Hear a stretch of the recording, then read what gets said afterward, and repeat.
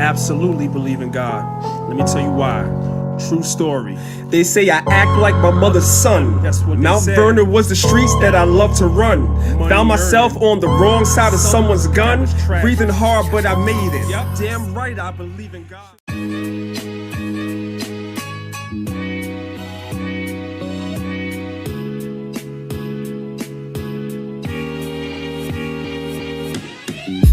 Every time I try to get out the game, it's like somebody keeps pulling me back in. They don't want me to leave. Can't leave rap alone, the game needs me. I try to get out this game, it ain't easy. It's what they're telling me, but I don't know because this game is full of jealousy. I can't leave rap alone, the game needs me. I try to get out this game, it ain't easy.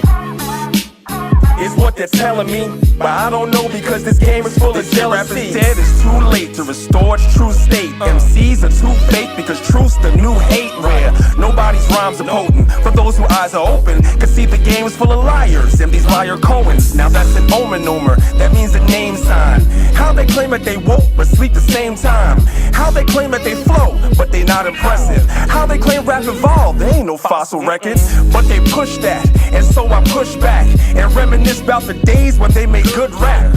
And the beats were fire, had to adjust the volume. Now you gotta mumble or sell a couple thousand. Yup, the game has changed, there ain't no standards. You gotta wear tight jeans and rock a man purse. But I'm killing them up in my street clothes. Second verse, watch, I'll drop a cheat code. Can't leave rap alone, the game needs me. I try to get out this game, it ain't easy. It's what they're telling me, but I don't know because this game is full of jealousy. I can't leave rap alone, the game needs me. I try to get out this game, it ain't easy. It's what they're telling me, but I don't know because this game is full of jealousy. And I don't mean to sound boastful, but when she sings, she make it sound so soulful. So I made an anthem for my corner vest. These verses ain't my single, they're just my warm-up sets. I praise Yahweh on a psaltery. I sacrifice, so don't think that you can alter me. Get a sacrifice, and I said all to me. Misunderstood, they speaking Paul to me. And switch my style from random gun lines to knowledge top with a slight sprinkle of punchlines. And I'm not ashamed, I tell them we don't care. Flow is tight like outfits that Migos wear. And you know that that isn't right. In the dark, what good is a hidden light? And the end is near, so we sent the fishes. And I speak the truth because I know the scriptures. The game needs me. I can't leave the game alone, y'all. The game needs me. They keep pulling me back in. Can't leave rap alone, the game needs me. I try to get out this game, it ain't easy. The game needs me. It really, really needs me.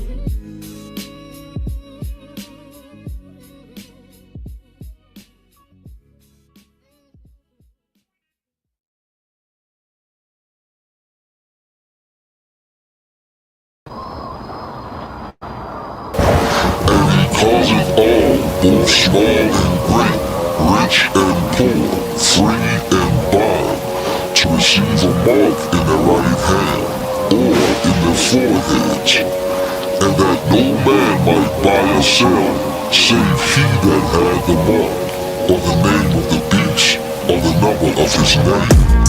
They try and vaccinate black people. Got me blocking the shot like Shaq Diesel. Know you heard of the woman and of that eagle, fleeing from the dragon in the book, we are that people. 400 years a slave, I am that Hebrew. In the last days with the pole, I am that lethal. I'm just trying to get it right with the right plan. Crackers trying to put a mark in my right hand and my forehead. Can't buy and I can't sell, and I can't breathe, can't yell, and I can't smell. COVID-19 in the air while I inhale. Am I in hell or America? I can't tell. Is it Babylon the Great or another game? Cause when you been here this long, it all look the same. We still made it to the end, look how we took that pain. After they took us from my land and took us from my name. Ashamed in the kitchen, breaking like Ben Simmons, but now I'm on repentance. Don't know how many chances Yahweh gon' give him before he get done with him. So I keep pole, that's Bible and gun with him. Middle finger to Joe and whoever that run with him. 400 plus years, it only been one victim. And so I keep the Hawks trade with the Nate with them. It's only 12 tribes and I'm at the gate with them. We still can't breathe, but the wickedest man can. The next time they see me on my knees, I'ma aim can. If Torah can't fix them, then I promise the flame can. Shooters all on the floor like the Warriors game plan. Cause freedom not free and charity not cheap. So I know how much they charging them niggas that's like me. No bargains for the ones at the bottom, we all suffer. So I'm only looking out for my brothers. Chef talk, cause it's a big difference between righteous and right. The brightness and the light, a massacre and a fight. I'm asking you with no mask on, I'ma come after you. They stole our blood covenant crackers, gotta be Draculas. Put us in them chains when they brought us over from Africa. We still in them chains from San Quentin to Attica. Still wearing their names, no wonder why they not mad at us. They divided the 12, mathematics ain't adding up. Knee to the neck, a bullet to the chest. They got me in the locks for money, power, respect. They got the game locked, I'm wondering what's going next. And I'ma rep this to the death.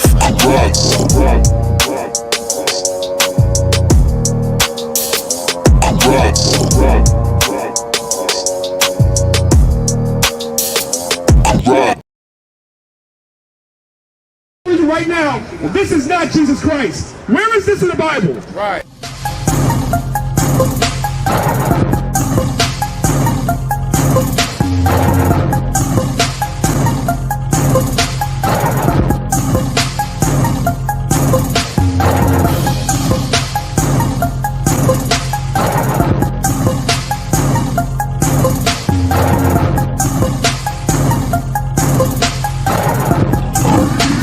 Shalom, brothers and sisters.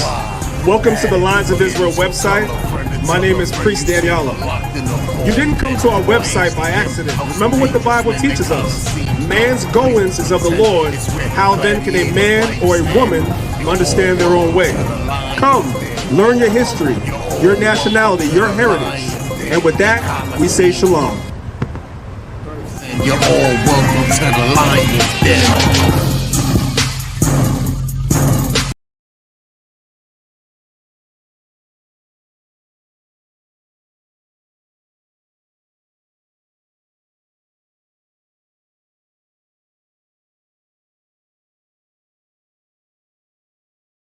He is here. He is here. He is here.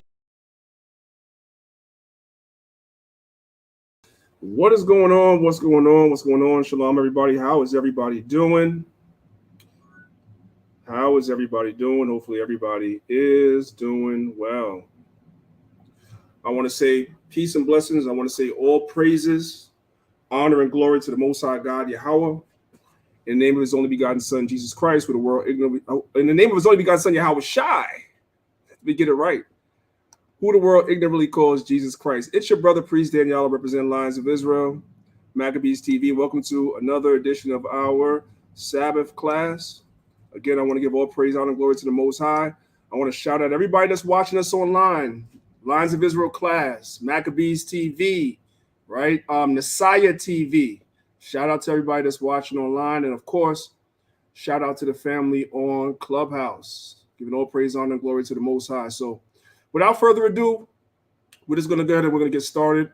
I'm going to get through today's class. Today's class is a very, very basic class. Today's class is just about reinforcing certain things that need to be reinforced sometimes. Every class doesn't have to be deep.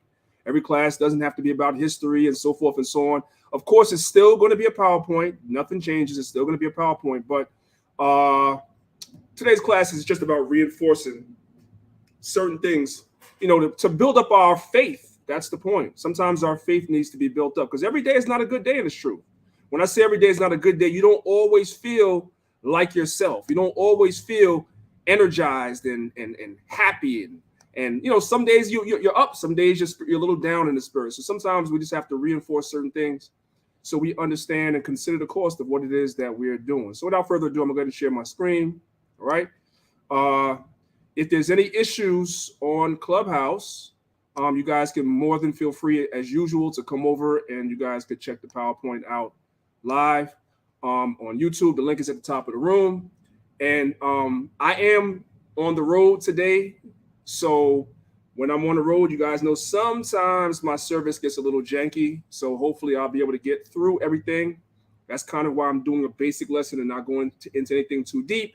That way, if my service kind of conks out on me, no big deal. All right. So without further ado, let's go ahead and let's get into today's lesson. Okay.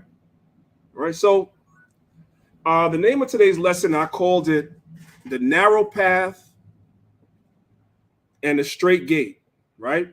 The narrow path and the straight gate. As we go through the lesson, you brothers and sisters will see why I named the lesson what I named it. But pretty much it's a similar thing. The same thing that we read about that Yahushua said, because Yahushua, who the world ignorantly calls Jesus Christ, spoke about the straight gate. But when you go back and you read in the Apocrypha, the prophet Ezra spoke about the narrow path. Same thing, pretty much the same thing, right? Same thought. So we're going to go ahead and we're going to get off into it. Let's go. So if you're watching the PowerPoint, you guys see that what the slide says. If you're not, you could just listen. In this truth, when you come in, you're going to experience adversity with one, some, or all of these in your walk between the time that the Most High wakes you up until the time the Most High either takes you off the earth until Christ comes, or if you live to see Christ come, whatever it is, whatever it may be. You're going to experience one of these, some of these, and in some cases, all of these and more in your walk. You'll experience adversity with your spouse. That's a given. In marriage, marriage has its ebbs and flows like everything else. Sometimes things are good between you guys, and sometimes things are not. You will experience adversity in your marriage. Sometimes that adversity is not, it becomes more magnified when you come into the truth, especially if only one of you comes into the truth, whether it be the wife or the husband, right? You're going to experience adversity with your children. We see that all through the scriptures, right? Samuel had problems with his sons, did he not? Was Samuel's sons righteous? No. What about David? Did David experience problems with his children? You're damn right. They was trying to take the damn kingdom from him, trying to usurp authority from him. So what makes us think in this walk that we're not going to experience some of that too, right? Even if your children are born into the truth and know the commandments, there's still going to be adversity sometimes with your children. Then with your extended family, especially when you come into this truth, and you try to go around your extended family, and they don't understand what it is that you're dealing with, what it is that you're into, right? Because either they don't believe in the Bible, or they believe in the Bible to the degree that it allows them to do whatever they want to do. So they'll go to church because church doesn't really enforce anything for the most part. So you experience adversity with your family. Your family will say you're in a cult. They'll talk down on you. Some of them will separate company from you and all that, right? You're going to lose some friends. You're going to lose some friends. People that was really close to you at one time, but you thought that you was really tight with them. Now they don't want to keep company with you anymore because you don't do the same things. You don't talk about the same things. Your outlook is not the same. You're going to experience some adversity. And you will also experience adversity in this truth with people that you thought were your friends too. 1 minute you guys are friends. The next minute that person is on social media telling all your business. All the things that you told them in confidence, they're telling. You'll experience adversity with your job. I have experienced, and I know other brothers have experienced, literally losing your job for this truth. Many years ago, I was teaching on 14th Street and Broadway, Union Square, 14th Street and Union Square, Salakia. And the owner of the company that I work for, one of those people that wear the little small hats, the little hats that look like a bra cup, right? He was the owner of the company. And it just so happens the company that I work for was out in Long Island City. It wasn't even in Manhattan. And he just so happens to walk past the camp and see me standing there. I didn't see him. You know, I was actually holding post. This is in the 90s. I was holding post. And he didn't say anything. He saw me there. I guess he kept it pushing. And then he called me into the office Monday morning to fire me. Now, guess what? He didn't fire me for being an Israelite. He found something else. I came to work, pulled up my records, saw that I punched in a couple of times, a couple of minutes past the grace period or whatever like that, and utilized that to fire me because New York is an at-will state. They don't need a reason to fire you. They can fire you, right? You'll experience adversity. Or if you don't lose your job, your coworkers don't want to deal with you. They don't want to congregate with you. They don't want to talk to you. They don't want to sit in the lunchroom with you. They don't want to sit next to you. Anything, because they know you're an Israelite. You'll experience some adversity in your congregation. I don't understand what Israelites be thinking. Like, have we not all read 1 Corinthians chapter 1? Have we not all read 1 Corinthians chapter 1? That's 101. What was going on in the church at Corinth? Adversity, division, sectarianism, not sex, but sect, sectarianism, right? That was going on in Corinth, in the Bible. Yeah, we cover the truth, and we wondering what's going on. Like, why is this happening? Well, that which was written aforetime is for our learning. You will experience that. You're going to come in the truth, and guess what? You ain't going to get along with everybody. But you still have to love that brother, that sister, even though y'all may not get along. Y'all may not be best friends. You may actually not like a spirit that's on a brother or a sister, but you still got to love them according to the commandments. And you're not taught to do that in the world. So when you come in the truth, you carry that same spirit and you're ready just to, you know what, I'm leaving. I'm not dealing with these people no more. I don't want to be a part of this truth no more because I don't like that brother. I don't like that sister. No, that's not the way it's supposed to be. You're going to experience adversity, but it's about overcoming. That's the point. You'll experience adversity in your finances. Need I say more? On many levels. In your health, you may came into the truth and be completely healthy. And all of a sudden now you come into the truth and now you're having all types of health problems, right? You may experience adversity in doubt. You don't study much, but you like watching YouTube videos, and when scoffers come up to camps and you like to be entertained, because a lot of Israelites like to be entertained on the low, you're not really studying. You're not really studying.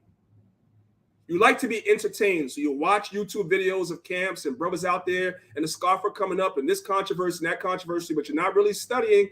All of a sudden, a Christian come and bop you upside the head with Titus 2:11, and now you don't know if this is the truth anymore. Well, it says salvation has appeared unto all men. I don't know. You got to be able to overcome that. Fear. Fear.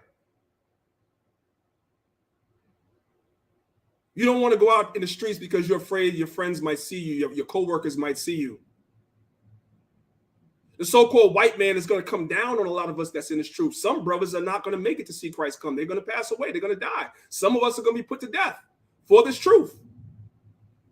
So you're fearful. Anxiety. Lust. Slander. All these things in one way or another and more, you're going to experience at some point in your walk. Some brothers are going to experience one or two. Some people are going to experience multiple. Some brothers and sisters are going to experience all and more. I can honestly look at this list and say that I have experienced every last one of these on the screen. Every last one. And more. But it's about enduring. That's the point. You got to consider that. You have to consider that. Let's go to the next slide.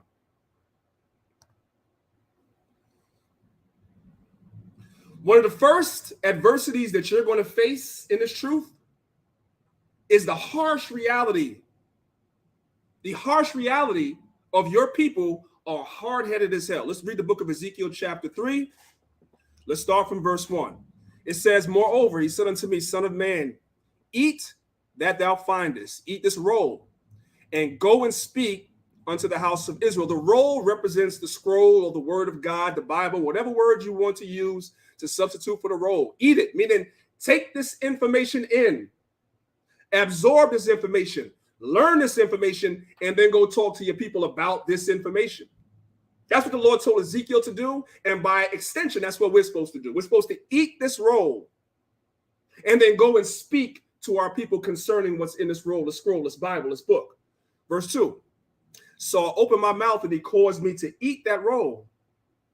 And he said unto me, son of man, cause thy belly to eat, and fill thy bowels with this roll that I give you. You're supposed to fill your mind. Your bowels, your belly is just metaphoric terms for your mind with this information. Then did I eat, and it was in my mouth as sweet as honey. You found out, you started reading the Bible, and you found out the real Jews are black. We're the Israelites. Christ is one of us, Yahushua.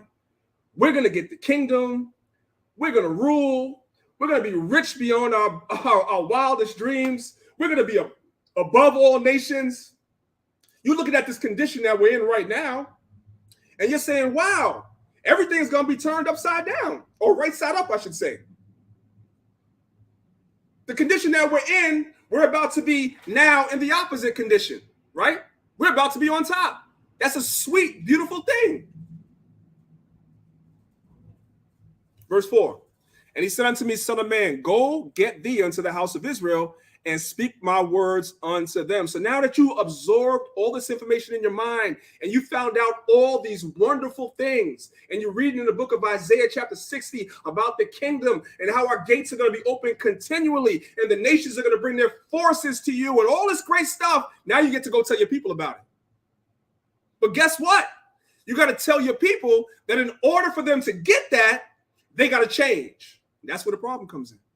That's the first bitter pill you learn to swallow when it's true. I hear it from people all the time, man. I learned this and I try to take it to my family and they reject it. I came in the truth and I have grown children and I try to tell my daughter and my son and they don't want to hear it because you raised them a Christian their whole life. That's your first test. Are you in this for you or not? The Most High called you. If it's meant for them to be called, in their time they'll come. That's the first bitter pill. That you find out how alone you are. You're really not alone because you have brothers and sisters, but you find out how alone you are in terms of your family, in terms of your children, in terms of your friend, your former life. You find out how alone you are now, right? You look around and everybody's gone. Verse 5. For thou art not sent to a people of a strange speech and of a hard language, but to the house of Israel. Not to many people of a strange speech and of a hard language, whose words thou canst not understand. Surely had I sent thee to them, they would have hearkened unto thee. So the Most High said, if he sent Ezekiel to the other nations, they would have listened. White people really believe that they're the chosen, and they're not. Their white pastors put up a white image of Christ, even though the Bible tells you that Christ was so dark he looked in the furnace, and the white man believes it just because of the picture. It wasn't hard to convince white folks that Jesus was white. Their pastor said it, they believe it. All the hand of God coming out the sky in the Sistine Chapel is white. Jesus is white. Moses is white. Everybody's white. The angels are white. It's not in the Bible, but it wasn't hard for them to believe it. When we go tell our people, they reject it. Verse 7. But the house of Israel will not hearken unto thee, for they will not hearken unto me, for all the house of Israel are impudent and hard-hearted. Now we're going to jump down to verse 14. Here's the point. So the Spirit lifted me and took me away, and I went in bitterness in the heat of my spirit, but the hand of the Lord was strong upon me. Notice the contradiction. Notice the contrast, I should say. In verse 3, Ezekiel said when he found the information, when he ate the roll, it was sweet. Then when he went to his people and started talking to them, reality set in. Reality set in. And for some people, and I've been around for a while, for some people, that adversity alone is enough to make them leave the truth. Because family and friends in the world doesn't accept them, that's enough to make them leave the truth.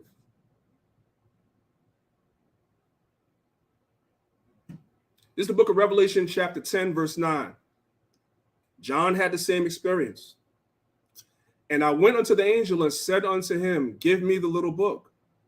And he said unto me, take it and eat it, and I will make thy belly bitter, but it shall be sweet in thy mouth. When the reality sets in, this truth is somber. This truth is, when the reality of this truth sets in, it's a somber thing to realize what it is that we have to go through. First of all, before we even speak about what it is we have to go through, you look back at what Yahushua had to go through, because he's the example, right? He's the archetype. He's the example. And then you look at what the apostles had to go through. And then you look at what happened all throughout history with just the transmission. Listen to what I'm saying. Just with the transmission of the records so that we could have them today. Do you know how much blood was shed? Do you know how many people were killed and burned at the stake and beheaded so that the records could be transmitted down today so we can have them? Do you know that people had to go into hiding to translate the Bible?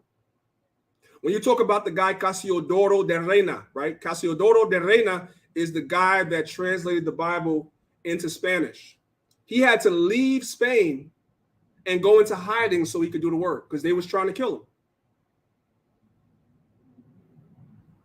William Tyndale was beheaded, burned at the stake, I believe. I'm winging it. A lot of William Tyndale's translation, especially of the New Testament, was kept when the KJV was done. They kept a lot of it because it was accurate. They kept it. They kind of looked it over, and the parts that were good, they kept, and the parts that were not good, they didn't keep, which most of it was good. You can read about this in your Zondervan Bible Dictionary. Most of you guys have it, so you got to go out and get no expensive book. You can read about that in Zondervan's Bible Dictionary. So when I look and see everything that's happened from the time of Yahushua all the way up until now, what everybody experienced, why do I think my experience is going to be different? You got to go through adversity. They had went through adversity, and some of them went through adversity up until death. And that's for some of us, that's our lot too. Not for all, but for some of us, that's our lot too. Is that enough to make you leave the truth? Let's keep going. This is the book of Luke, chapter 14, verses 27 to 33. Many of us did not have this information when we first came into the truth. I didn't. I heard all the kingdom stuff first and the slave stuff first and all that other great, all that other stuff. That's the first stuff I heard. Esau is the devil. That's the first stuff I seen and heard. Luke 14, verse 27. And whoso doth not bear his cross and come after me cannot be my disciple. Is that literally talking about you're going to be crucified like Christ was crucified on a cross or a tree? No. It's talking about your suffering, your adversity, what you have to go through, your lot. If you're not willing to go through that, whatever that may be, whatever your temptation may be, whatever your lot is, you can't be Yahushua's disciple. That's what he's saying. Verse 28. For which of you intending to build a tower sitteth not down first and counteth the cost, whether he hath sufficient to finish it? Lest happily after he hath laid the foundation and is not able to finish it, all that behold it begin to mock him. I've seen brothers leave out the truth. They start teaching, they're mighty and strong, and next thing you know, they just fizzle out. And I always say to myself, I wonder what their family said to them. Ha ha, see, I told you was in a cult. Ha ha, see, I told you those guys were crazy, and you just sitting there looking as stupid as ever, and you really left the truth for like no reason. You didn't get along with a brother or a sister. You had a bad encounter in the congregation. You didn't find out that the truth was wrong, but you was offended at something, and so you leave the truth. And now you're just looking stupid. Let's keep reading. Verse 30, saying, this man began to build and was not able to finish. And that's the question each of us have to ask ourselves and examine ourselves.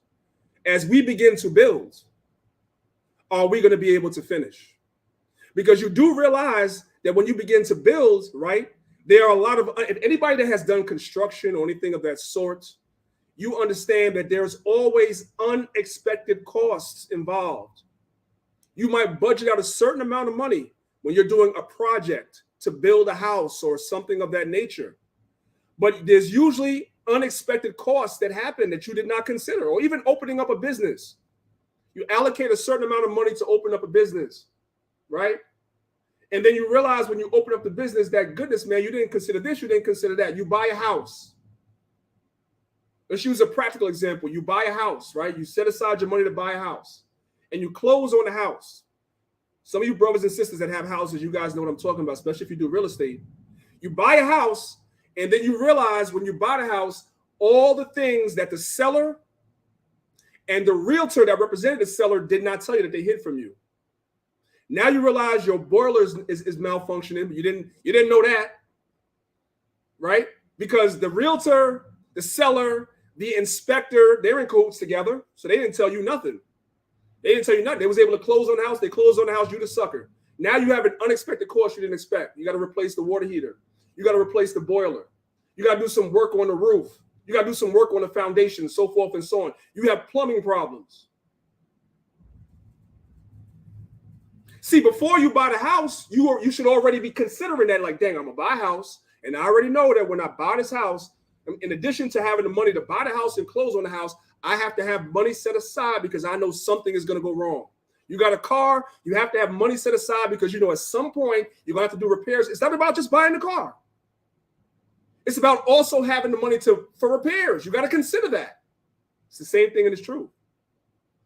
There's going to be hiccups, obstacles along the way. That's the point. That's the point. That's why Christ called this a straight gate, man. We're going to get to that in a minute. Verse 31. Or what king going to make war against another king, sitteth not down first, and consulteth whether he be able with 10,000 to meet him that cometh against him with 20,000? Or else, while the other is yet a great way off, he sendeth an ambassage in desire of conditions of peace. So likewise, whosoever he be of you, that forsake not all he hath, he cannot be my disciple. Meaning you got to be willing at some point in this truth to suffer some loss. You're going to lose some things. Things are not going to always go your way. And you have to consider that. And that's why we have the scriptures, through patience and comfort of the scriptures. You get comfort in the scriptures because you go back and read the scriptures and realize that other men and women of the Most High faced adversity. It ain't just you. And that brother on the left hand, the right hand, in front of you and back of you, in your congregation, in your immediate circle of brothers and sisters that you congregate with, they're probably going through the same thing you're going through and worse. Let's continue. The disciples that walk with Christ thought the kingdom was coming back then. This is the book of Acts chapter 1, verse 6.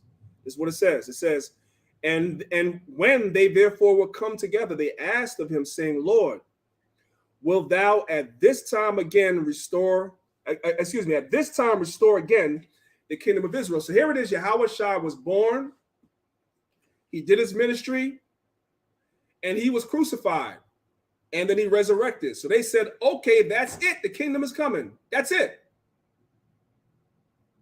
The worst thing that happened to them is that point in time when Christ was crucified, the disciples were in hiding for fear of the people.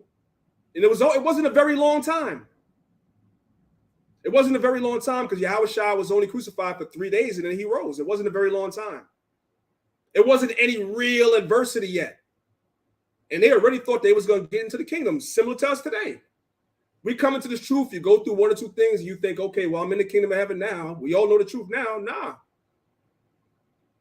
But as time went on, their understanding began to increase. And so by the time you get to the book of Acts chapter 14, verse 22, now they have a different understanding than they had in Acts chapter 1, verse 6. Let's look at the contrast. Acts chapter 14, verse 22, confirming the souls of the disciples and exhorting them to continue in the faith, and that we must, through much tribulation, enter the kingdom of heaven. Do you guys see the contrast? In Acts 1 and 6, they thought they was getting the kingdom then without really going through any tribulation. But by the time Acts chapter 14 rolls around and all the things that took place in between, apostles being killed, Stephen being killed, people being dragged out their houses and brought to Jerusalem and put on trial for following Christ, Yahushua, all these things take place between Acts chapter 1 and Acts chapter 14. People's houses being taken away, all that stuff. Then they realize, oh, okay, we got to go through some stuff. We got to suffer some things. Their understanding was open. That's us today. Same thing. We come into this truth. We think one way.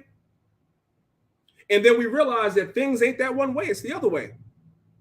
But the question is, can you endure? That's the question. This is where your comfort lies. The Bible tells you through much tribulation, you should enter into the kingdom of heaven. It's not going to be easy. It's not supposed to be easy. And you're not supposed to be easily deterred, and neither am I. Let's continue on.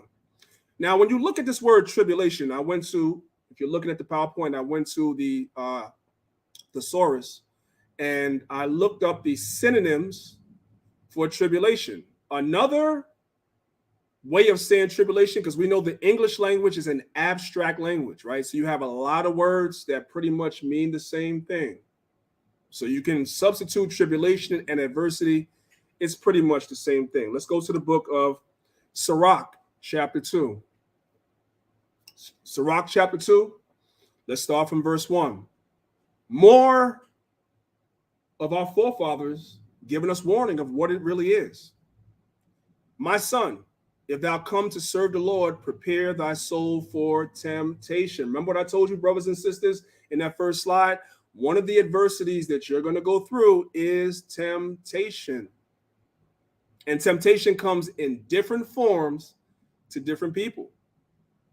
What can tempt you may not tempt me.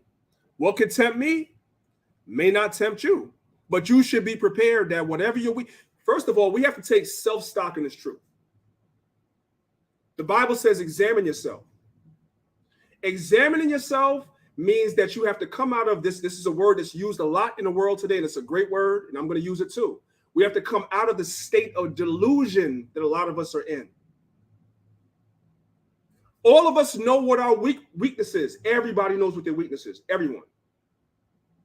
And you have to identify what your weakness is and work on that, because that's where Satan is going to attack you. That's where. If your weakness is not money, Satan's not going to attack you there. He's not going to tempt you there. He's going to tempt you where you're weak. Verse 2. Set thy heart aright and constantly endure, and make not haste in time of trouble. Constantly endure, right? Constantly endure. Why are you being instructed to endure? Because you're going to go through something. That's where endurance comes in. When you start going through things, right?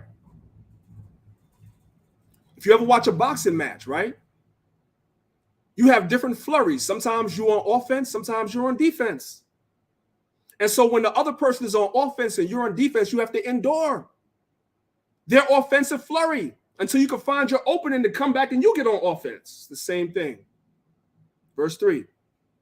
Cleave unto him and depart not away, that thou mayest be increased at thy last. Verse 4. Whatsoever is brought upon thee, take cheerfully and be patient when thou art changed to a lower state. All this is a warning that these things are going to happen.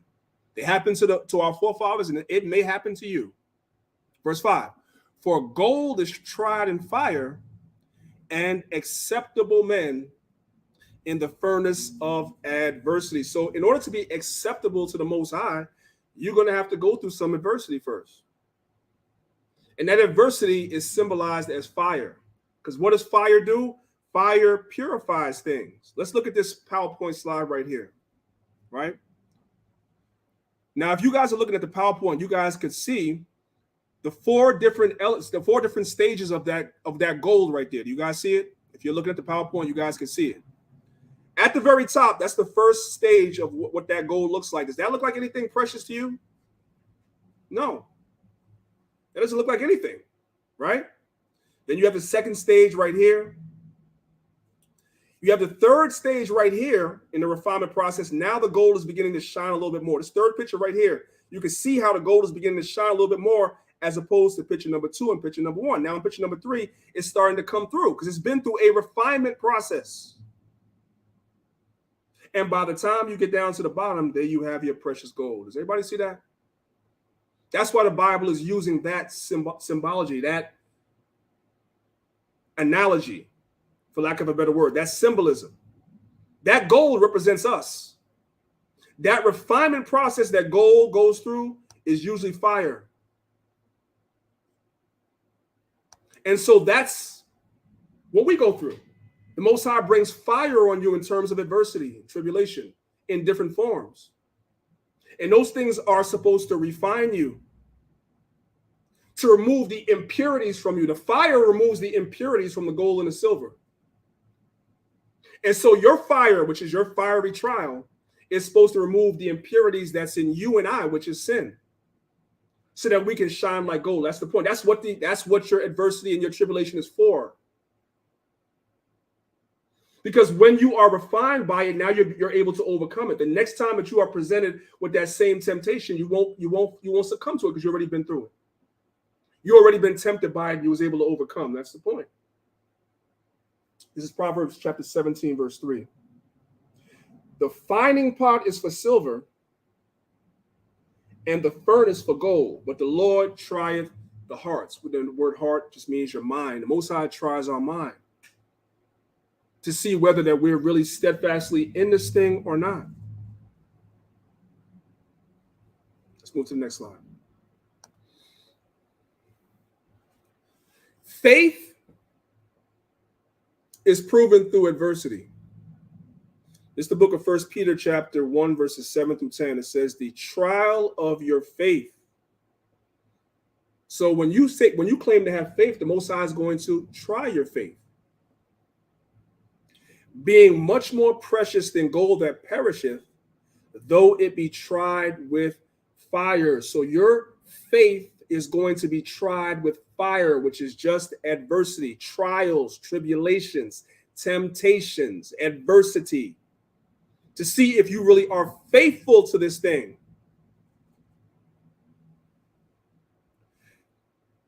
Verse 7 again, that the trial of your faith, being much more precious than of gold that perisheth, though it be tried with fire, might be found unto praise and honor and glory at the appearing of Yahushua. Right, you're going to be rewarded and crowned when Yahushua come back if you endure the fire that you go through. Verse 8, whom having not seen ye love. Right, we didn't see Yahushua in the flesh, not in this lifetime, but we love Yahushua. In whom, though now ye see him not, yet believing. Right, we believe in Yahushua, even though we don't see Yahushua here right now. Abraham believed, and it was counted for him as righteousness. Abraham is our righteous example. We have to have that same mentality, right? Ye receive with joy unspeakable and full of glory, receiving the end of your faith, even the salvation of your souls, of which salvation the prophets have inquired and searched diligently, who prophesied of the grace that should come unto you. Right, because the prophets prophesied of the grace and the mercy that the Most High would have towards the Israelites, specifically the elect of Israel, who overcome, who are tried and overcome, right? When you read the book of 2nd Ezra chapter 2, we don't have to go to it. Ezra began to commend the brothers that stood so stiffly for this truth. That's letting you know, it's a hint to let you know that you're going to have to stand strong, because there's going to be a lot of obstacles in our way as far as pushing this truth. And we're seeing it right now. Just this week, right? Really quickly, let's come back here for a second. Just this week, well, I shouldn't say that. Let me go back. Let me go back. For the last month now, some of you brothers and sisters may notice, some of you guys may not notice. I'm gonna give you guys an example of what I'm talking about in real time. You guys can look this up for yourself. Martin Luther King is one of the most beloved leaders in the history of Black America. A lot of our people love Martin Luther King, right? And we already know what happened to him. He was assassinated, he was killed, whatever, right? Now, what happened was Martin Luther King's mother was also killed. Martin Luther King's mother was killed by an Israelite. I don't know if you guys know that. There's videos of this on YouTube. This happened, in the 70s? I believe it was the 70s this thing happened, or the early 80s, somewhere around there. A random rogue Israelite that was not affiliated with any organization, nobody. This happened probably 40 to 50 years ago. His mother was killed by someone that claimed to be an Israelite, right? Don't you know that all of a sudden now, after 50 years, these videos are beginning to surface back up on YouTube now. People are taking something that an individual that proclaimed to be an Israelite, he was not an Israelite really, he was not a part of any organization, whatever like that, and people are actually using that and weaponizing that against Israelites of today, many of you of whom are listening to my voice right now, you weren't even alive when this happened. You had nothing to do with this when this happened. The organization that you may be a part of have nothing to do about this when this happened. This happened 50 years ago. It's an isolated incident from somebody that most likely was mentally disturbed. So it wasn't the doctrine. There's no proof that this person was the person that was teaching him to be violent, because most Israelites teach against violence. Most Israelites are non-violent, right? But yet the world is now rekindling this thing all these years later. Why? Because Martin Luther King is so loved. And the Israelite movement now is at the center of attention. You have celebrities coming into this Israelite movement. We're the talk of the world. We don't teach or push violence. So what can the world do? The world can bring up something from 50 years ago and play to people's emotions that don't know better, don't know that they're being played like a fiddle, to come against you, who wasn't even alive when this happened, who isn't even a part of an organization that had anything to do with this whatsoever, to try you. Now you tell somebody you're an Israelite, oh, you're an Israelite? Yeah, didn't you guys kill Martin Luther King's mother?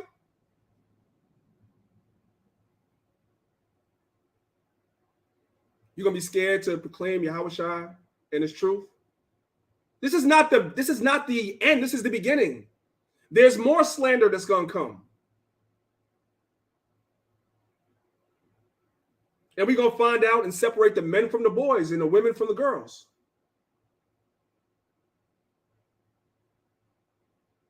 As far as that attack is concerned, we condemn it. And we believe that the person that did that should be prosecuted to the highest extent of the law.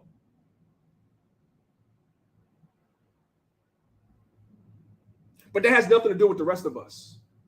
But we're going to be slandered.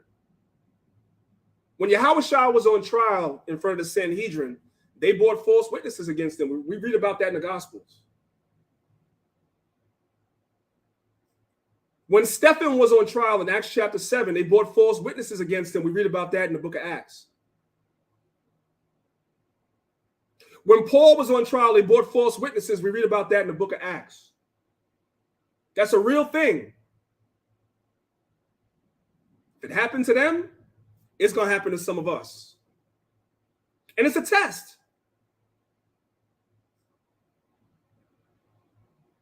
Some of you brothers and sisters come into this truth and you come in and you make friends with people and get really close with a brother or a sister. Then that brother or sister falls out the truth. You gonna fall out too, or you staying?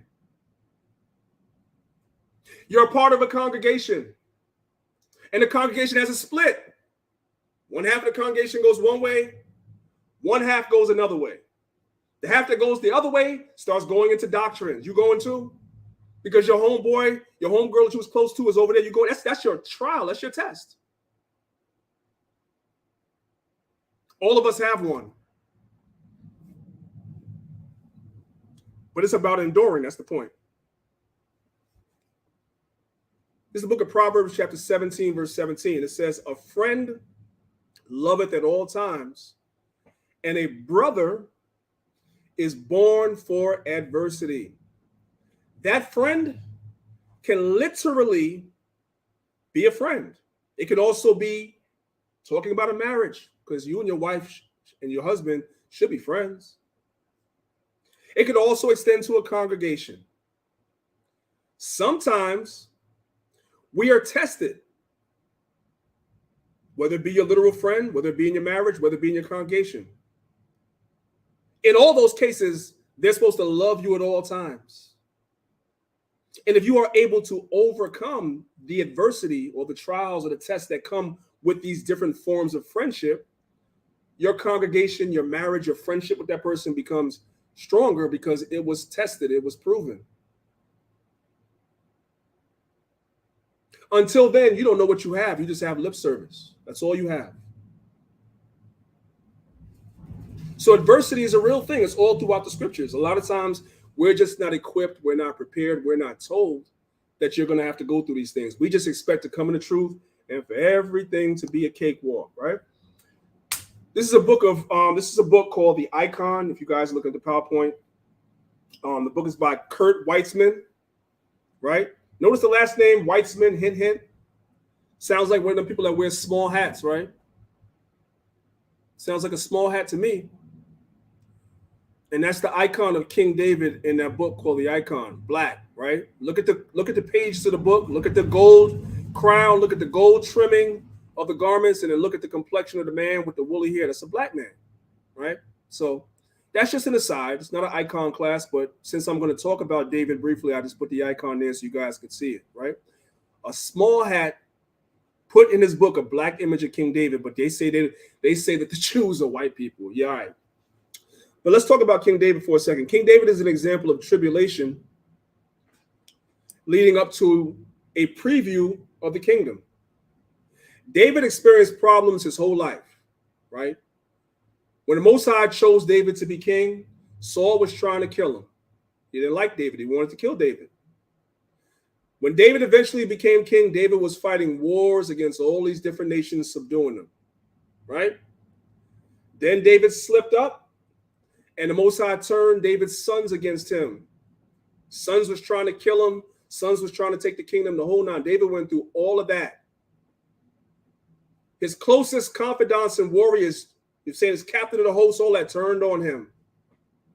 Turned on him. Went through tribulation his whole entire life, but never forsook the Most High. And when the Most High killed his son, never turned from the Most High. Never. He went through all of that, and his son Solomon inherited 40 years of peace. So he went through the tribulation, and after the tribulation came the peace. That's a preview to our kingdom. We're going to go through tribulation, and ultimately, we're going to receive the kingdom, and then nations are going to beat their weapons in the plowshare, and there's going to be peace. That's the way it goes. The kingdom of Solomon, which is a whole nother lesson I'm going to do, the kingdom of Solomon, the lead up to it, and the kingdom of Solomon itself for that 40 years gives us a preview to how the kingdom of heaven is going to be. It's going to be a lot of the same things that from the time that David became king all the way into Solomon's kingdom and the peace. We're going to go through those same things now leading up to the kingdom. And we're going through them now too.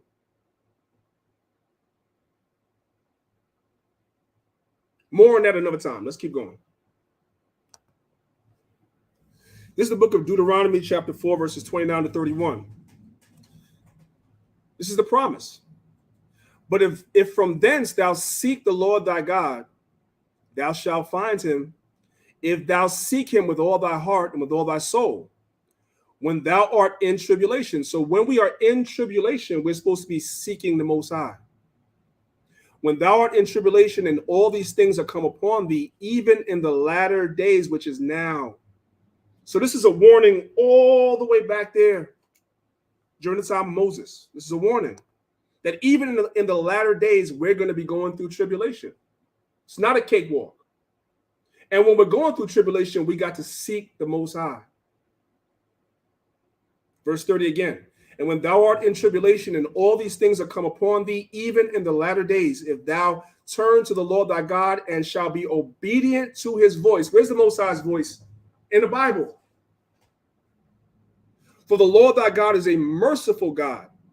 He will not forsake thee, neither destroy thee, nor forget the covenant of thy fathers, which he sware unto them. So the Most High has not forgotten the covenant.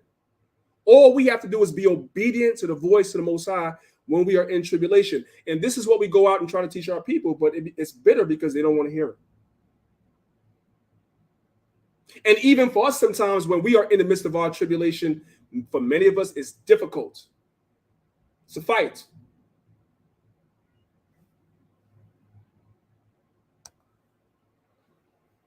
How do we seek the Most High? Just a couple of precepts on that. This is Psalms chapter 119, verse 2. Blessed are they that keep his testimonies and that seek him with the whole heart. So how do you seek the Most High? By keeping his testimonies, doing what he says, obeying the voice, being obedient to the voice. Psalms 119 and 45. I will walk at liberty, for I seek thy precepts. That's saying the same thing that Deuteronomy 4 and 30 is saying, being obedient to the voice. Jumping down to verse 155. Salvation is far from the wicked, for they seek not thy statutes. So this is all about seeking the Most High statutes, his precepts, and his testimonies. That's how we seek the Most High. That's how we do it. We be obedient to the things the Most High said for us to do, and then we get to inherit all the things that the Most High promised our forefathers. The Most High will remember the covenant that he made with Abraham, Isaac, and Jacob. Isaiah 34 verse 16 tells us to seek out of the book of the Lord and read. That's how we seek the Most High. We seek, we study, and then we apply it. We be obedient to it. That's the point. Let's move on. This is the book of 2nd Esdras chapter 7. 2nd Esdras chapter 7. We're going to start from verse 1 and read all the way down to verse 10. Because again, these things were prophesied of old. 2nd Ezra chapter 7, verse 1. And when I had made an end of speaking these words, there was sent unto me the angel which had been sent unto me the night afore. And he said unto me, Esdras. He said, Up, Esdras, and hear the words that I am come to tell thee. Verse 3. And I said, Speak on, my God. Then said he unto me, The sea is set in a wide place, that it might be deep and great. But put the case, the entrance were narrow and like a river. Who then could go into the sea to look upon it and to rule it? If he went not through the narrow, how could he come into the broad? There is also another thing. A city is builded and set upon a broad field and is full of good things. That city that's set upon a broad field and full of good things is our kingdom. Verse 7. The entrance thereof is narrow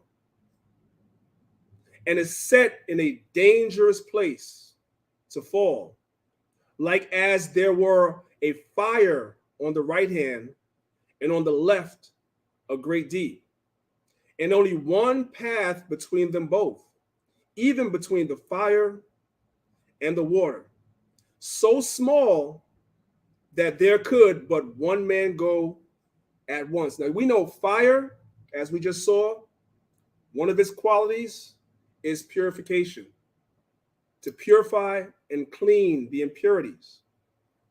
Water does the same thing.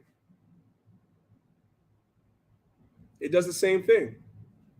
So all of this is just symbolic of your trials, your tribulations, your adversities that you're going to go through, and you're going to go through it alone.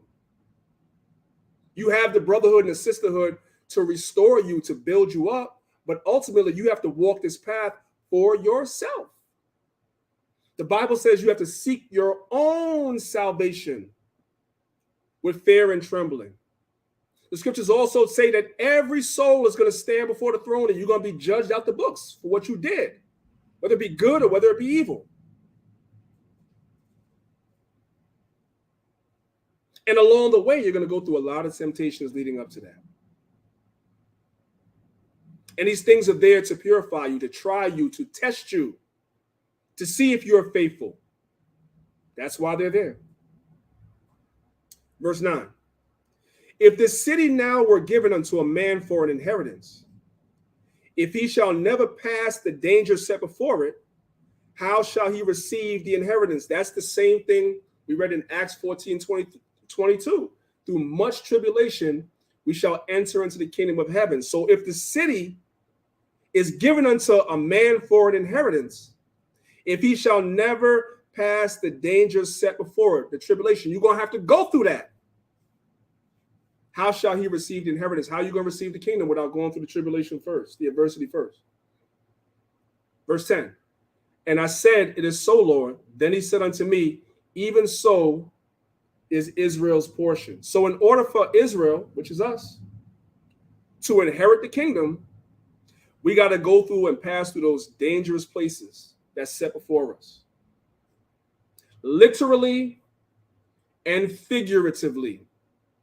Figuratively in terms of adversity and tribulations in your life, and literally because to go and stand on the streets and teach is becoming more and more dangerous as time goes by. We've seen over the last 2 years, literally Israelite camps having people shooting at them, guns, people coming out to camps and wanting to fight. It's literally becoming a dangerous thing to do. But the Most High said that's Israel's portion. We got to do it anyway. We got to go out and teach anyway.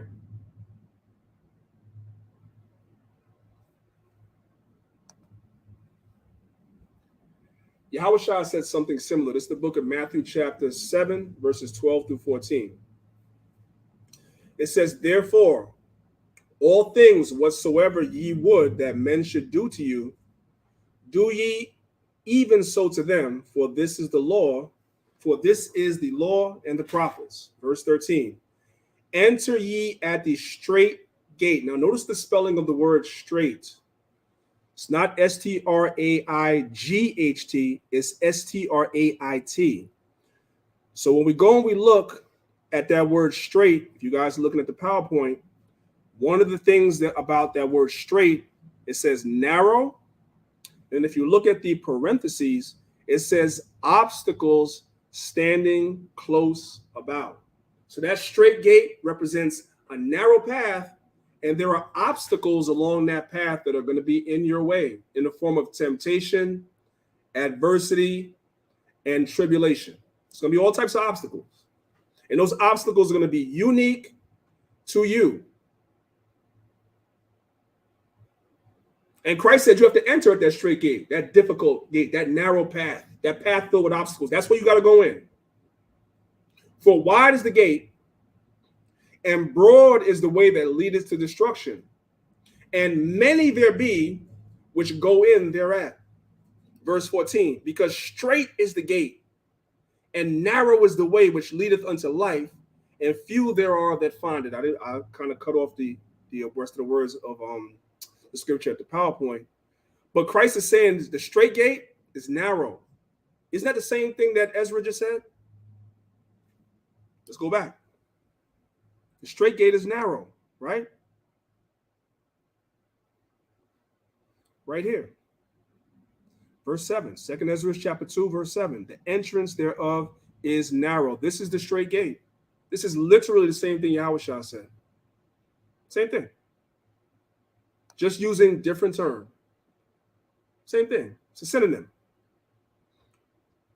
So the gate is straight and narrow. Ezra said it's fire on one side, water on the other.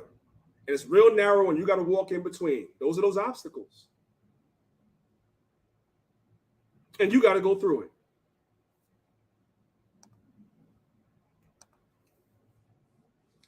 One of those obstacles that that many of us are going to go through, not all of us, is temptation. Temptation, right? Yahushua suffered being tempted. This is the book of Hebrews chapter 2, verses 16 through 18.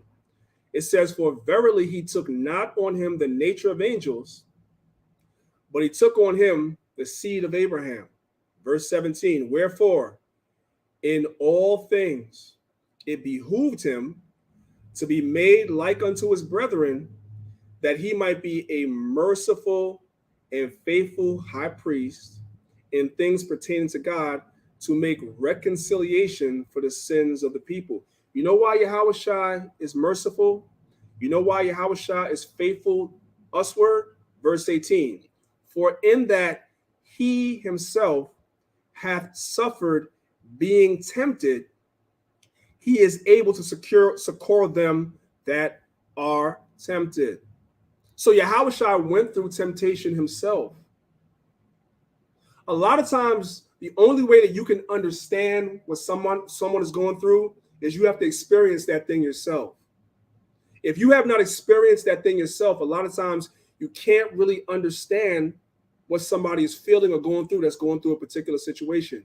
If you've never been homeless, if you've never had non-assurance of where you were going to lay your head, if you've never had non-assurance of what you're going to eat, you can't relate to somebody that went through that.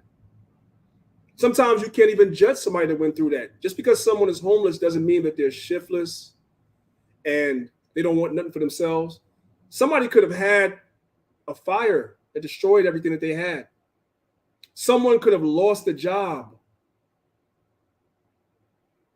and just ended up in that situation. You don't know. It's not always, oh, they're a drug addict or whatever have you. It's not always that. But someone that's been in that situation can relate better to someone that's in the situation presently. Someone that's been to jail, let's use that as an example. Someone that's been to jail, right? Let's say that this person has a felony, right? They come home and they come into this truth. And their obstacle is because they have this felony on their record, they can't get certain jobs, right? Because when you have felonies on your record, certain companies, they do background checks. They don't want to hire you. So now you have to navigate and find ways not to go back to whatever it is that got you locked up the first time, especially if you were doing something like, illegal, like selling drugs or whatever have you, robbing people, whatever have you. You don't want to go back to that. You went to prison, you learned your lesson, you come home, you want to do right, and you want the truth. You want to keep the commandments. So now your fight or your plight is, how does one come out, have less opportunities than somebody that doesn't have a felony? You can only qualify for certain jobs. How do you navigate in that? And through the spirit and power of the Most High and his infinite mercy, he allows you to navigate. He allows you to find a job. He allows you to prosper, right? Now another brother comes home from prison in the same condition. Here I come trying to counsel his brother and tell him certain things, but my understanding is limited because I'm not there. I don't have a felony, so I can go and I can get any job that I want to get if I'm qualified for it. It's not an obstacle for me. But so I might look at this brother and be like, brother, what you making excuses, man? Come on, just get a job, man. You can't go back to the street, just get a job, whatever. I don't have as much mercy or understanding because I didn't experience that. But that brother that experienced that and overcame that, he's merciful more so than I would be because he understands, because he went through that. That's Yahushua. Yahushua himself being, verse 18, for in that he himself has suffered being tempted. Yahushua suffered being tempted. Yahushua was tempted as well. Let's go to the book of Matthew chapter 4. Everybody knows this story. Matthew chapter 4. We're going to read right through it. Then was Yahushua led up of the Spirit into the wilderness to be tempted of the devil. Verse 2. And when he had fasted 40 days and 40 nights, he was afterward and hungered. And when the tempter came to him, he said, if thou be the Son of God, command these stones be made bread. Verse 4. But he answered and said, it is written, man shall not live by bread alone, but by every word that proceedeth out of the mouth of God. Verse 5. Then the devil taketh him up into the holy city, and setteth him on a pinnacle of the temple, and said unto him, if thou be the Son of God, cast thyself down, for it is written, he shall give his angels charge concerning thee, and in their hands they shall bear thee up, lest at any time thou shalt dash thy foot against a stone. Verse 7. Yahushua, Jesus said unto him, it is written, thou shalt not tempt the Lord thy God. Verse 8, here's the point. Again, the devil taketh him up into an exceeding high mountain, and showed him all the kingdoms of the world, and the glory of them, and said unto him, all these things will I give thee, if thou wilt fall down and worship me. Now we have to examine that for a second. Satan tempted Yahushua, saying, you don't have to wait to be glorified and get your kingdom, because we understand that there's a process to prophecy. Yahushua is going to be given the kingdom. He's going to be the King of Kings and Lord of Lords, but there's a process to prophecy. This will happen in due time. Yahushua will sit on the throne in the kingdom as the King of Kings and the Lord of Lords in the process of time. But prophecy has to take place first. The kingdom has not come yet. Satan told Yahushua and tempted him, You don't have to wait for that. You don't have to wait for that. You don't have to wait for all that prophecy, schmophecy stuff. You ain't gotta wait for that. I'll give it to you now. Look at the world. Look at all the great kingdoms in the world right now. I'm gonna give all that to you right now. You don't have to wait.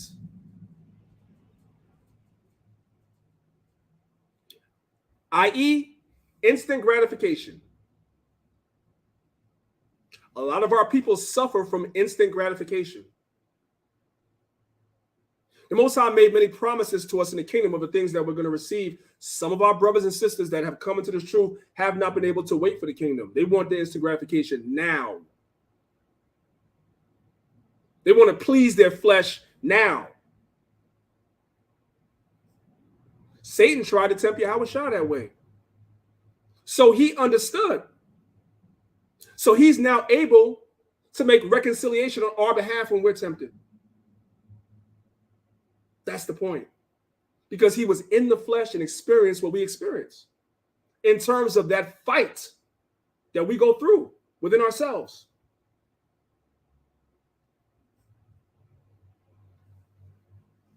Verse 10. Then said Yahushua unto him, Get thee hence, Satan, for it is written, Thou shalt worship the Lord thy God, and him only shalt thou worship. That's a cut right there for another doctrine. We're only supposed to worship the Most High God. Verse 11. Then the devil leaveth him, and behold, the angels came and ministered unto him. So a lot of our brothers and sisters, they suffer from this. You know why? Because many of our people succumb to the temptation, man. Look at this guy, Little Nas X. Look at him. They succumb to the temptation. You're able to sell millions of records. You're on television. You're living in mansions. You're living good. All you have to do is just promote the wickedness of this world. And I'll give you everything. And a lot of our people succumb to it. So much so, like, you mean to tell me this guy is sitting down in a production meeting for a music video. If I was a betting man, I would say that they gave him a copy of the treatment of the video, which is basically, these are going to be the different scenes. This is what you're going to be doing, whatever. You mean to tell me that this money, this riches and this fame is so important to you that you literally reading on the paper that in the video, the devil is going to be humping you from behind, and you okay with that for shock value? Because shock value equals views, and viewership equals money. Because sponsors are going to want to sponsor that video. They're going to want their ads to play on YouTube before, because YouTube is driven by ads. A lot of social media now is driven by ads, right? So if you notice with YouTube, if you don't have YouTube Red, videos play before you play a video. If you click on a video, you're going to see a commercial play before and a commercial plays after. It's ad driven. That's where the money is. So you sit down in this production meeting and they're telling you what they're going to pay you, right? Based on the ad revenue that the video is going to generate. And you sit down and you read the treatment and the devil is humping you from behind and you're like, okay, for the money. Because the fame and the riches and the fortune is more important to you than doing what the Most High told you to do. That's our people, right? The bottom picture, this dude was selling some Nikes with the daggone pentagram on it and the 666. Many of our people succumb to this temptation. They don't want to wait till the kingdom for the Most High to glorify us. They want that fame and recognition now. We don't have to go there, but do we not read about this in the Apocrypha? Does the Bible not tell us that the priests loved the glory of the Grecians best of all? Is that not what it says? Our people have always had that fight. And for some of our brothers and sisters in this truth, in one way or another, that temptation, you're fighting it too. Right? You might have a talent or a gift that if you were not in the Israelite community, you feel like you could go further with it. You might be a musician, a singer, you might be a movie producer, whatever gift that you might have. And you're fighting this fight. You're like, damn, I could make a lot more money. I have this conversation with brothers and sisters all the time. I'm like, man, if we wasn't in, not in a bad way, but if we wasn't in the truth that we was making music, if we was making movies, if we, you know what I'm saying, you could touch a broader selection of topics, but most of that stuff is wicked. And you make a lot more money. But you can't do that stuff because you're in the truth. A lot of our people, they can't do it. And this is a fight for some brothers and sisters. But you have to overcome that temptation. The Most High will bless you in due time if you have a talent or a gift. Let's move on. Yahushua said it best, right? He said, it's easier, Matthew 19:24, it is easier for a camel to go through the eye of a needle than for a rich man to enter into the kingdom of heaven.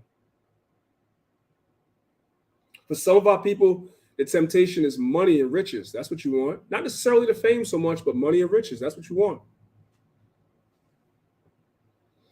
But we read in the book of Matthew 19 about the rich young ruler. Read about him, right? Wanted to follow Yahushua, but man, he was more attached to his riches than anything else.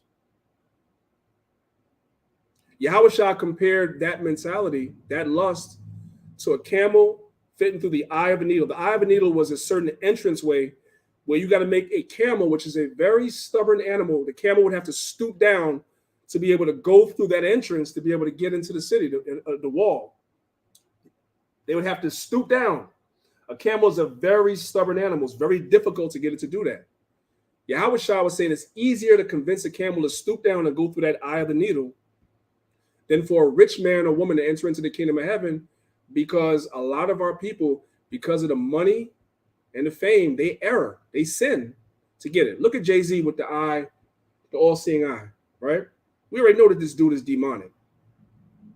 How many of you guys remember when Beyonce wore the Baphomet dress? That's the Baphomet dress right there, wearing it. No shame.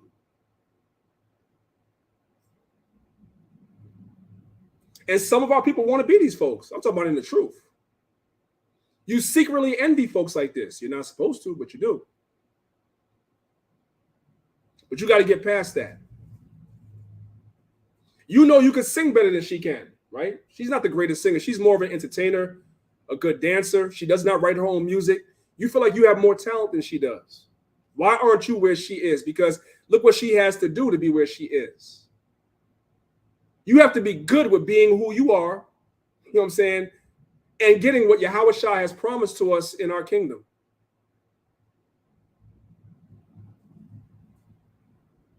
That's going to be your trial.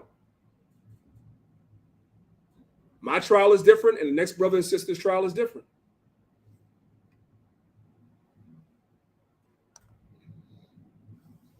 Proverbs 3:31 says, envy not the oppressor and choose none of his ways. We're not supposed to choose the ways of these other nations. We're not. And a lot of times the things that we are tempted with is the ways of these other nations. A lot of times.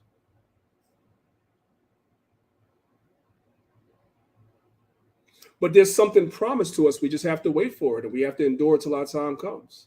The Bible says time and chance happens to all men. Our time is coming.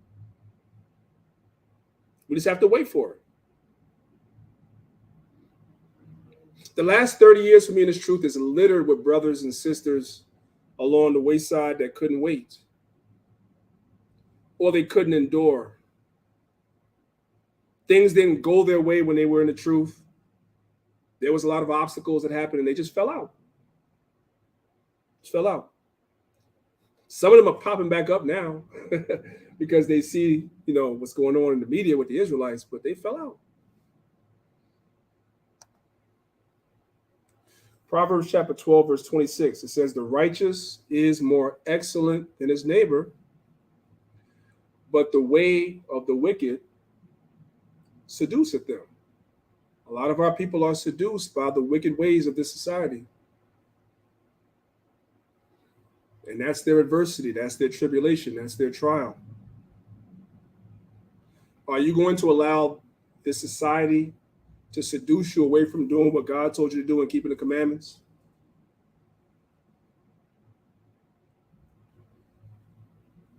It's difficult. Imagine,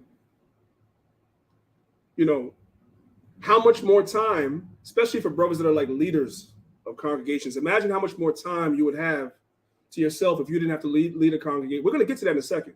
But imagine how much more time you would have to yourself if you didn't have to lead a congregation, if you didn't have all the responsibilities that go with it. Imagine how much more time you would have, right? To do your leisure. But a lot of times when you have a lot of leisure time, there's sin there, right? An idle mind is the devil's playground. You ever heard that statement before? That phrase before? A lot of our people are idle. And so they sit around and watch TV all day. You're glued to the daggone computer all day, your phone all day, watching useless, mindless videos on YouTube that's not about nothing. And you become seduced by that stuff before you know it. Because that's what you're feeding your mind. That's one thing I like about Clubhouse, is the fact that brothers and sisters have an opportunity on Clubhouse to be feeding your mind with the truth all day, because brothers open up rooms every single day with scriptures coming out every single day. So you don't have to be on YouTube and all these other platforms feeding your mind with idle BS. You can actually be sitting amongst teachers on the stage all day, and you can be getting the word of the Most High. David said in the book of Psalms chapter 1, his delight is in the law of the Lord, and in his law he doth meditate day and night. You're taking this information in day and night, whether you're literally sitting down, reading the Bible, studying, watching the video on YouTube, or you're at work, instead of listening to the radio, Hot 97 and the Breakfast Club and all this other stuff, you're listening in a room on Clubhouse hearing the word. Day and night, you're in the word. The Bible says you're going to be like a tree planted by the rivers of waters. A tree planted by water, the roots of that tree is strong because it's close to a source of water. Those are the strongest trees. Unmovable. That's going to be you. This is the book of 1 Corinthians chapter 10, verse 13. It says, there have no temptation taken you but such as is common to man. There's nothing that you're going through that somebody else hasn't either gone through before or is going through right now. But God, who is faithful, who will not suffer you to be tempted above ye are able. The Most High is not going to give you any adversity, any temptation, any tribulation that's above what you can go through. You can go, if the Most High puts that adversity in your way, the Most High knows you're able to go through it. But the question is, are you going to go through it? Are you going to endure?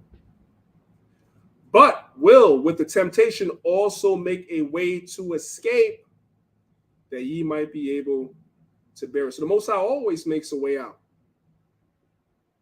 If your tribulation is where the Most High makes it so that you lose your job for this truth, the Most High will always have something down the road. And in many cases, it'll be better. And you'll look back and you'll be thankful for it. But at the time, that was to test you. So now you don't have a job. So what does that mean? Now that means that you're not going to go to camp. You're upset. You're in your feelings. You're not going to go to class. You're not going to do this. You're not going to do that because you're going through something. That's not good. And that happens way too much in Israel across the board. Somebody's going through something, and then we don't see or hear from you anymore. That's the time that you're supposed to cleave on to the brotherhood and the sisterhood even more, not fall out. Christ said that no man that putteth his hand to the plow, taking his hand from the plow and looks back, is worthy of the kingdom. You're not worthy. So just consider that. It's a test to see where you're at. Let's move on. This is the book of Matthew chapter 6, verses 9 through 13. What should you do when you're in a situation? Well, one of the things you should do is pray. Right? The Bible says the prayers of the righteous avail much. This is Matthew chapter 6, verse 9. After this manner, therefore, pray ye, our Father which art in heaven, hallowed be thy name, thy kingdom come, thy will be done in earth as it is in heaven. Give us this day our daily bread, and forgive us our debts as we forgive our debtors. And lead us not into temptation. That's something you're supposed to pray for every day. And lead us not into temptation. Ask the Most High to strengthen you in whatever areas that you may be weak in. And lead us not into temptation, but deliver us from evil. The Most High will make a way for you to escape when that temptation comes. You're supposed to be praying to the Most High for that, because it's going to come. But if you have blinders on and thinking that you're in the truth, so nothing is going to happen and everything is going to be just wonderful the entire time, man, you're going to find out the hard way. That's not what it is. That's not what it is. The Most High is going to refine you through tribulation, through adversity, through temptation, in many shapes and sizes, depending on who you are and what your weaknesses are.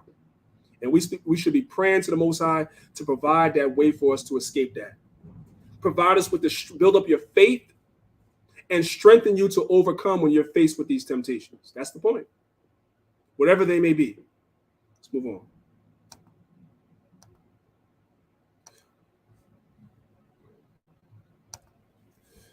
Another thing, and this is going to be the last part of this, and I'm going to move on to something else, right? Another thing that we're going to face, brothers and sisters, is the loss of everything. The fear of losing everything, right? I'm going to go right to the Apostle Paul. I'm going to show you guys something real quick. Let's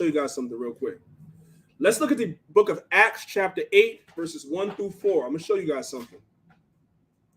We're going to pick it up. This is right after Stephen was stoned to death, right after.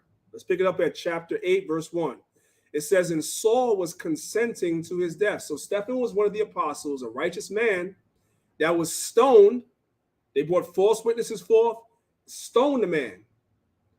Now we jump over to chapter 8. What does it say? It says, and Saul, who eventually became the apostle Paul, was consenting unto his death. So this man was stoned unrighteously. And at the time, this is before Paul met Christ, Paul consented to it. Let's see what else Paul was doing. And at that time, there was a great persecution against the church, which was at Jerusalem. And they were all scattered abroad throughout the regions of Judea and Samaria, except the apostles. And devout men carried Stephen to his burial and made a great lamentation over him. As for Saul, he made havoc of the church. So the believers in Christ, Yahushua, they were being tempted and they were going through adversity. Remember in Acts chapter 1 and verse 6, we read earlier, the apostles thought the kingdom was coming then. But as we progress through the book of Acts, we're starting to see, wait a minute, no, they're enduring adversity for real. Tribulation for real. This is an example of that.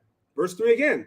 As for Saul, he made havoc of the church, entering into every house and hailing men and women and committing them to prison. That's what Paul was doing before he met Yahushua on a donkey. That's what he was doing. The believers in Yahushua went through tribulation. Therefore, they were all scattered abroad. Therefore, they that were scattered abroad went everywhere preaching the word. So this is what Paul did. Now watch this. Let's go to the next slide. After Paul converted and met Christ on the donkey and started preaching the gospel, what happened to him?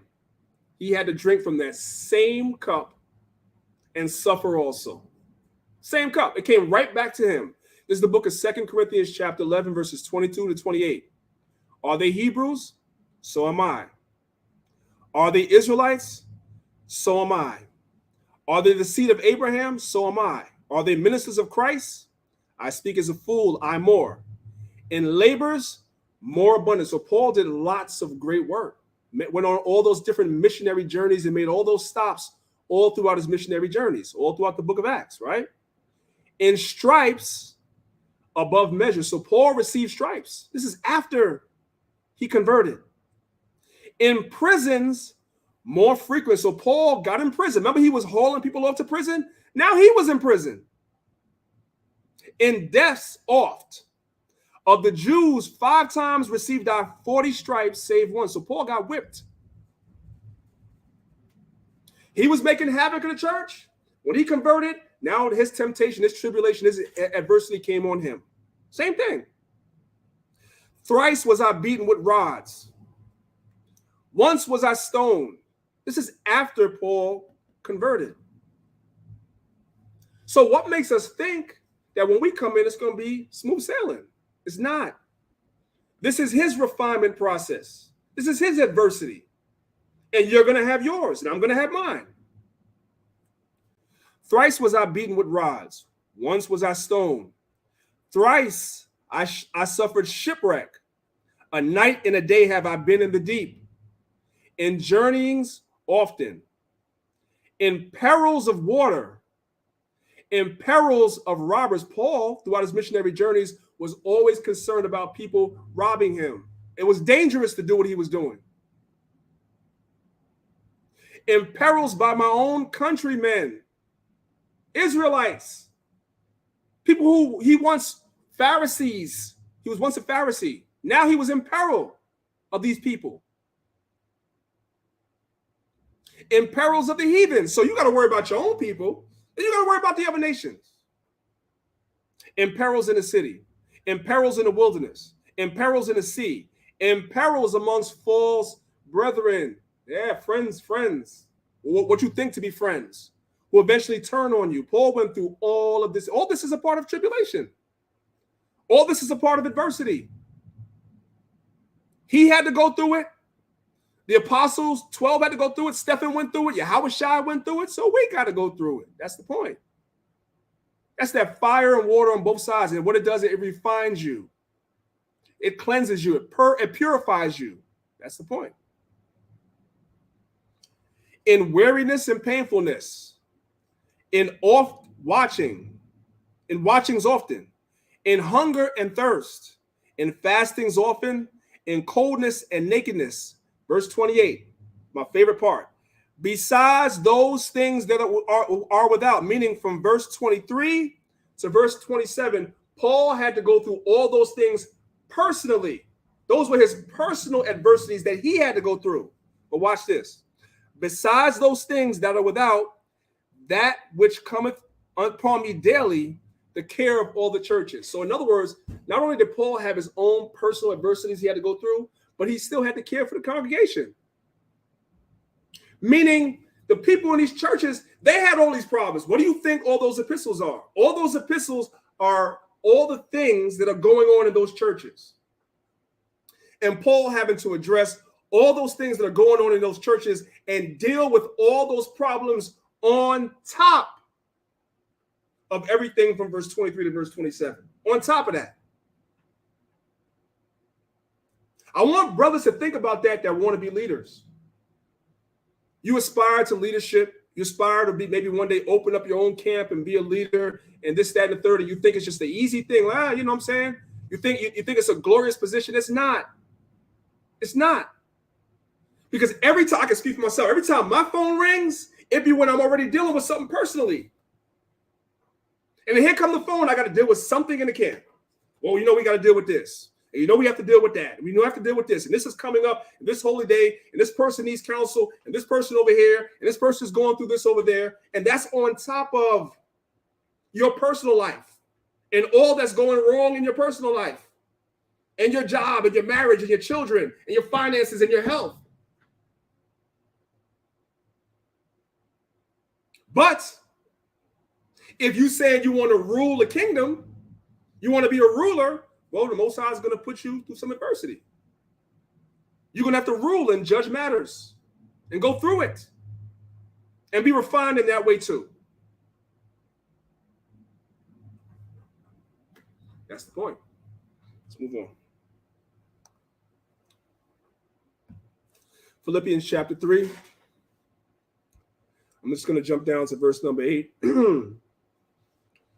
concerning the point. It says, yea, doubtless, and I count all things but loss for the excellency of the knowledge of Christ. Yahushua my Lord, for whom I suffered the loss of all things and do count them but dung, that I may win Christ. So Paul suffered the loss of all things. We already read all the things that he went through. Paul had prestige. He was a Pharisee. In the book of Galatians chapter 1, he says he excelled above his other countrymen. He was a top guy and lost all of that. And eventually was put on trial. He was accused of heresy and all types of things.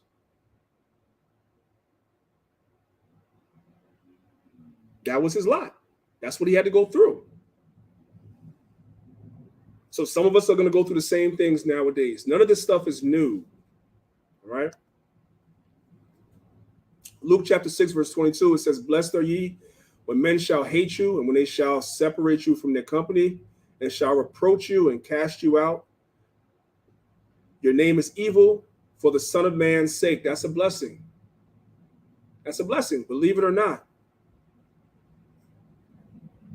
Because all of our forefathers from Yahushua on up went through the same thing. So you know you're on the right path.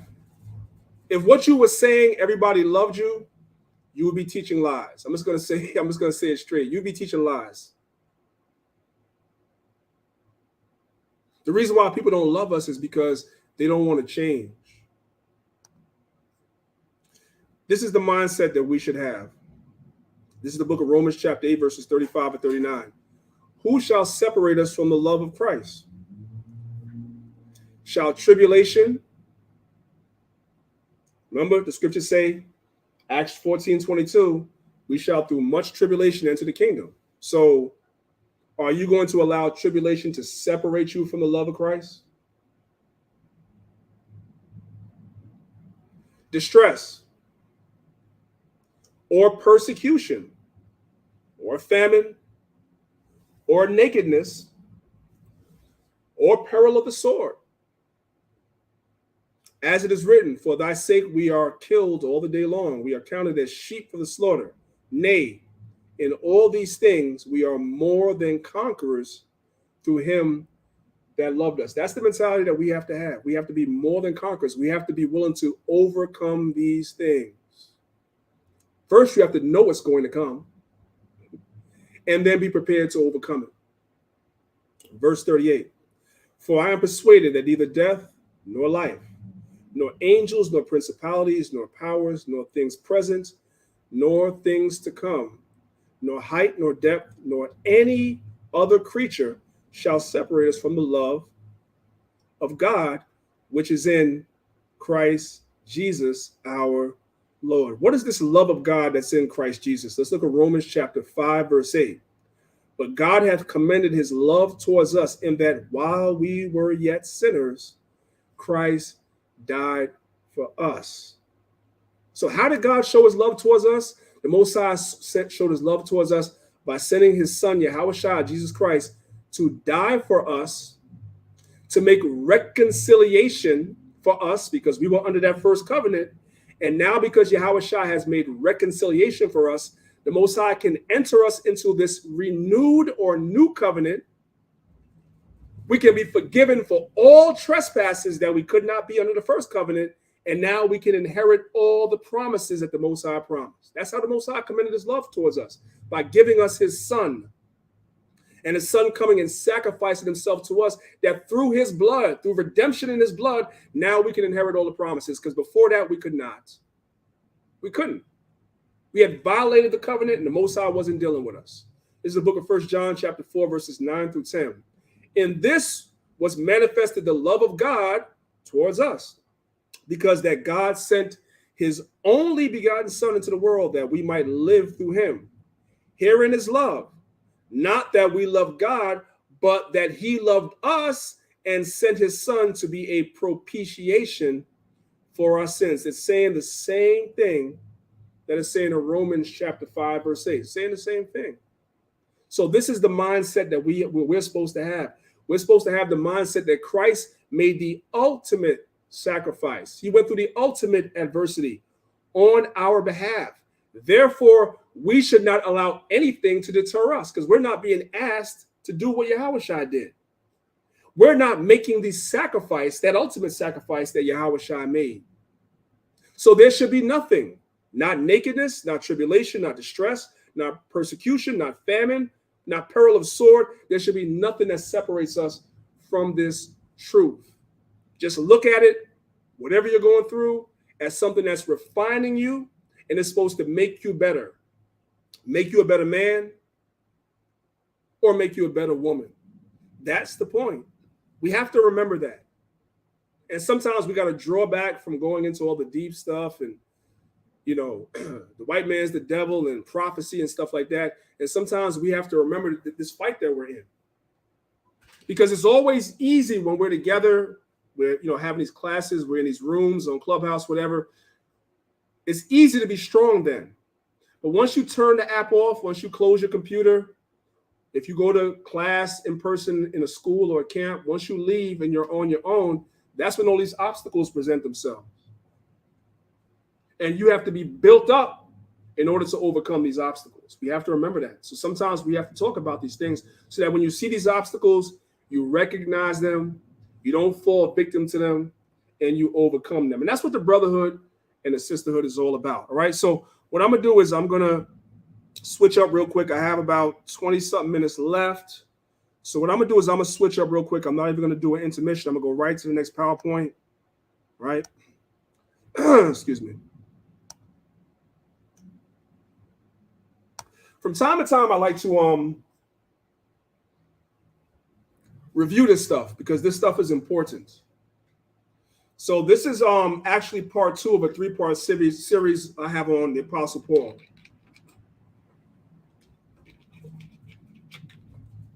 A few weeks ago, a brother came in my inbox and asked me about this PowerPoint. He wanted me to go over it again. I'm definitely not going to get through the whole thing in the time I have left, but I'm going to start.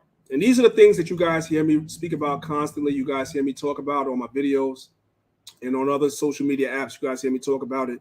So we're going to talk about it again, right? Repetition is always a great tool until people are able to commit things to memory, right? So the first thing is this is an icon from the Richard Temple Gallery, and that's an icon of the Apostle Paul from Russia. You guys can see he has woolly hair, brown skin. And you can look at, you know, his hand and compare it to the outer tunic, which is the garment he's wearing. Compare it to the sword. You can definitely see the contrast and clearly see that that's a brother. So the name of this PowerPoint is called The Apostle Paul and His Epistles. Who were they written to? What was their purpose? Where were the people located? And why were they written? Right?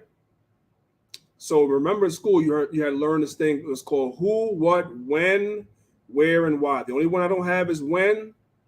And I'll show you why I don't have the when there, but everything else is there. The who, the what, the where, and the why. That's what we're talking about in this PowerPoint. And the reason why we're talking about it is because people have made a religion out of Paul's writings, when in fact, the epistles are simply letters addressing situations that are occurring in these churches, right? So let's look at the book of Acts chapter 21. We're going to read verses 37 through 39.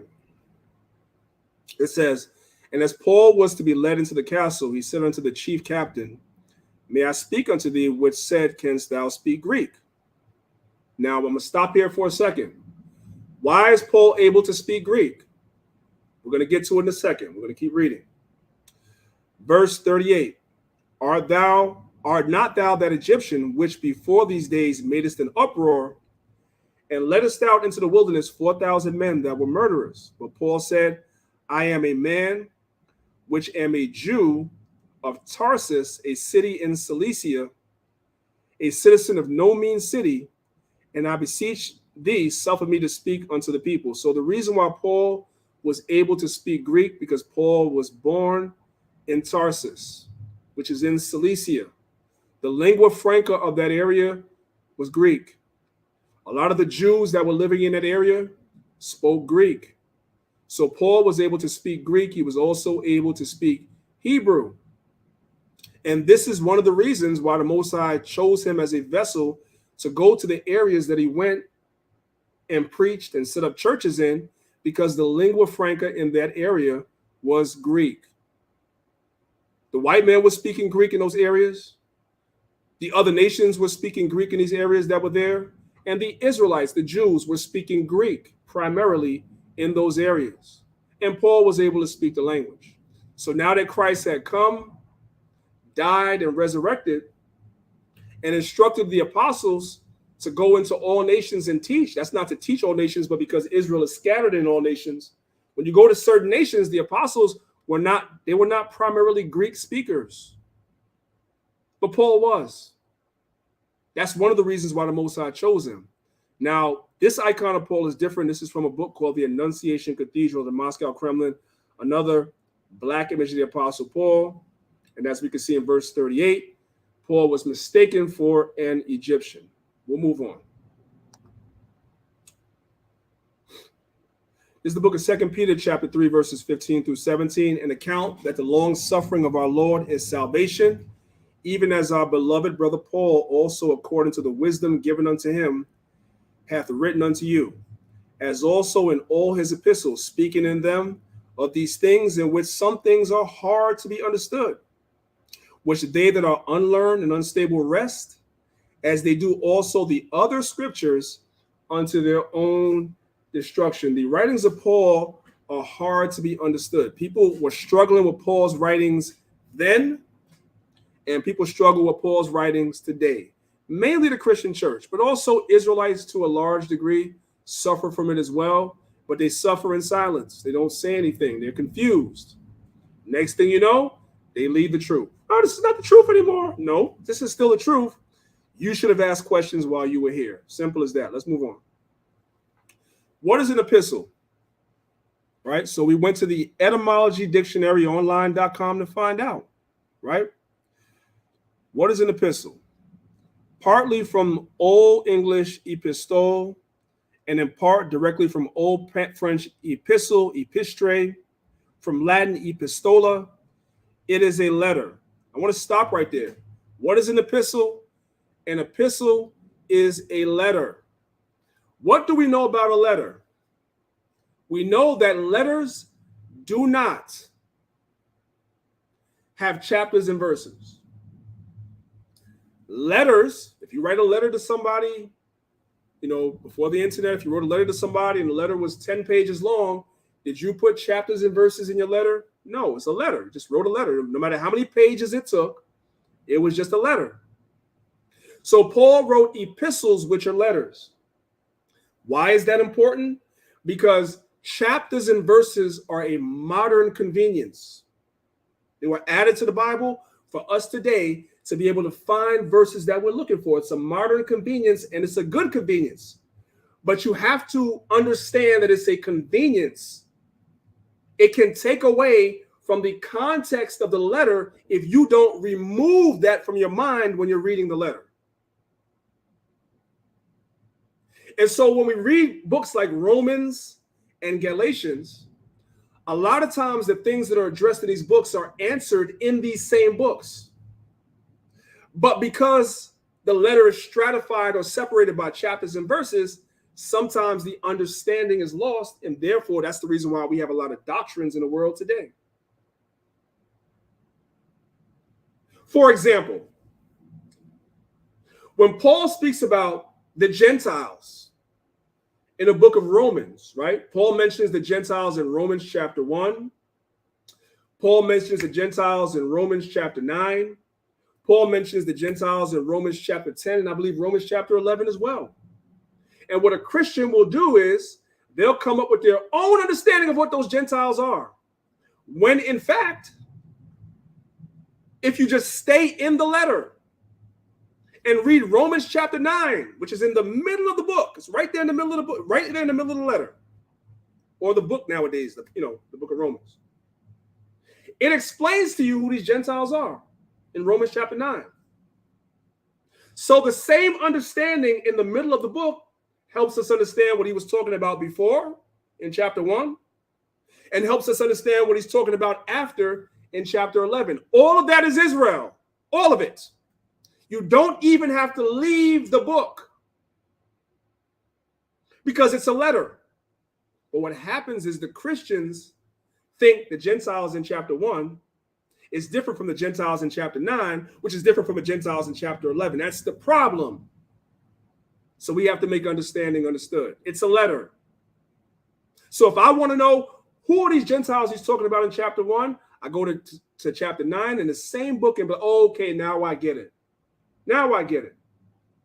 It makes sense. All right, let's keep going.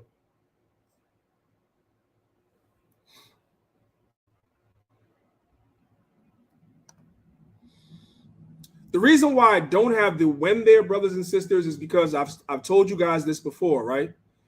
These two books are very, very useful books. If you want to learn dates and so forth and so on, this book right here, they sell at Walmart. I always tell you this, the Roses Book of Bible Charts, Maps, and Timelines. If you want to know the whens, like when did Paul write the epistle of Galatians? When did he write the epistle of Romans? When did he write the epistle to the Corinthians? So forth and so on. This is a great book. It has a lot of charts, maps, and timelines so you can understand the whens. Okay, so I didn't deal with the whens because this is very easy. Look at the sticker price of some of these books. It's only like $30. Let's go to Walmart and get these books. They're really useful sources. Let's move on. All right. Has anybody ever heard of something called the Pax Romana or the Roman Peace? I'm not going to read everything that's on the screen for the sake of time. I'm just going to read the highlighted portion that I have at the bottom. The Apostle Paul in his letter had to be very careful what he said, so it would not appear that he was going against the Roman peace. Most of the epistles are written in coded language. He didn't speak directly to the Romans being the devil or any of that stuff, but it's understood. What's understood doesn't have to be said. These epistles, sometimes when he would get on ships and be traveling and stuff like that, sometimes he would be stopped and they would actually read the contents of what you had there. They would do that. They would actually do that. And if you were saying certain things, you could be arrested. So with these epistles, as they were being transmitted and sent out, whether Paul would actually deliver them in person or whether he would send somebody with the letter to a particular church, it was written in certain words and certain coded language so that the people that were receiving it understood, but the people, somebody on the outside is reading it may not understand what he's talking about. And that's what caused a lot of the problems in his epistles. The everyday average person did not understand what Paul was talking about, whether it be the other nations or some of the Jews. That's why there was so much argument about what he was talking about then and now.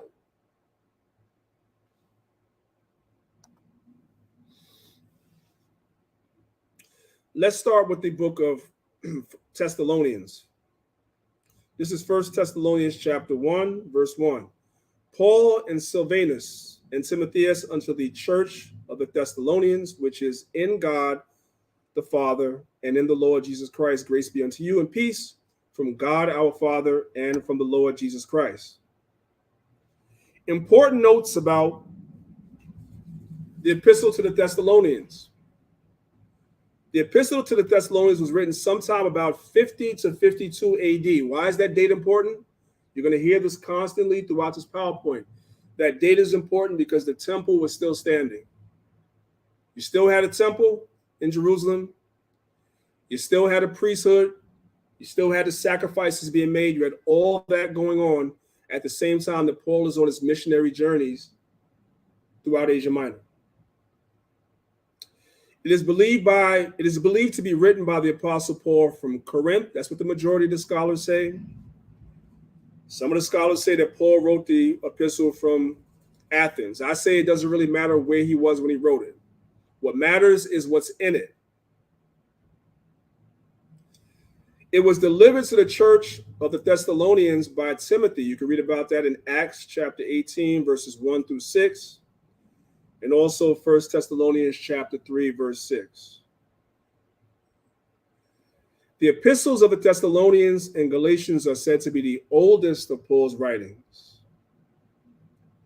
And the audience of the epistles are Israelites. Acts chapter 17, verses 1 and 2, and 1 Thessalonians chapter 1, verse 1. Let's move on.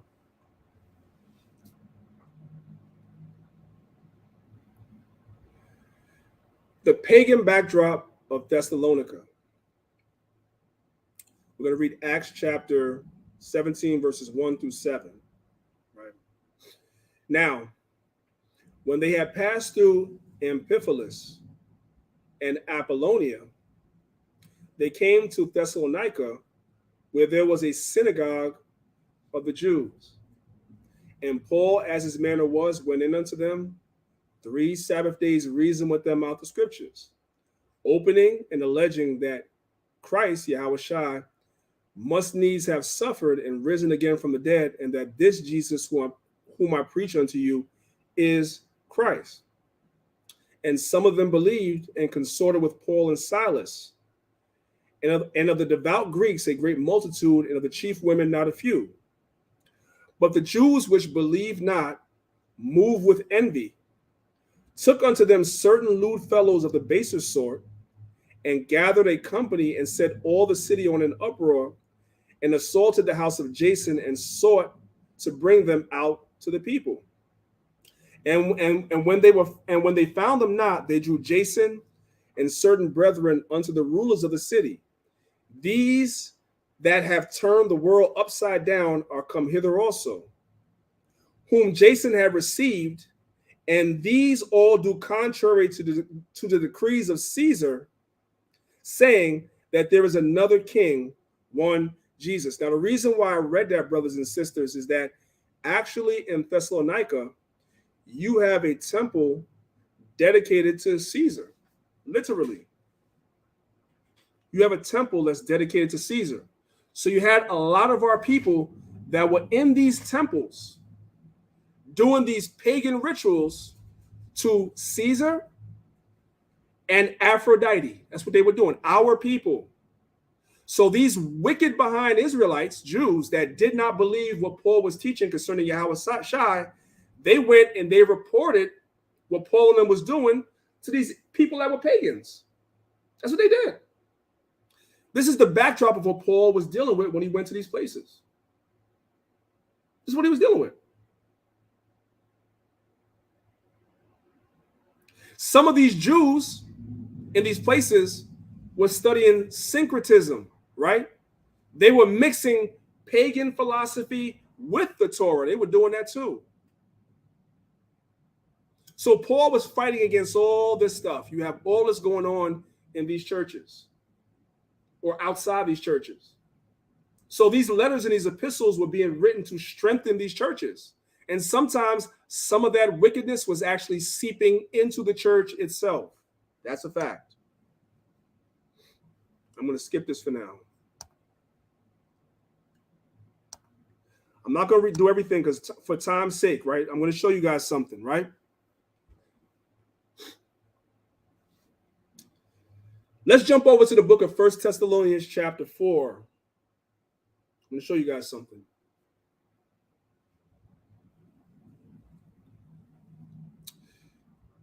This is a book called Patterns of Discipleship in the New Testament. And you guys can see we're on page 105. Why am I going through this? Now, I'm probably going to end this here for now because time is of the essence, and I want everybody to transition over to Corey and Mal's class for God First Gang. But I want to show you guys this. We got to take the Bible out of religion and place it in real time. Paul was not writing these epistles for nothing. These epistles have nothing to do with no religion. These epistles are to address situations that are going on in the church and also to strengthen the believers. That's what it's for. Nothing to do with religion. I'm going to give you guys an example. This is from a book called Patterns of Discipleship in the New Testament, right? This is on page 105.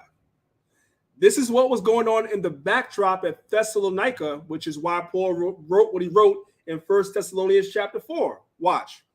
It says, sexual activity was frequently an important part of pagan religious practice. As a result, temples often had a reputation for immorality. Think about it for a second, brothers and sisters.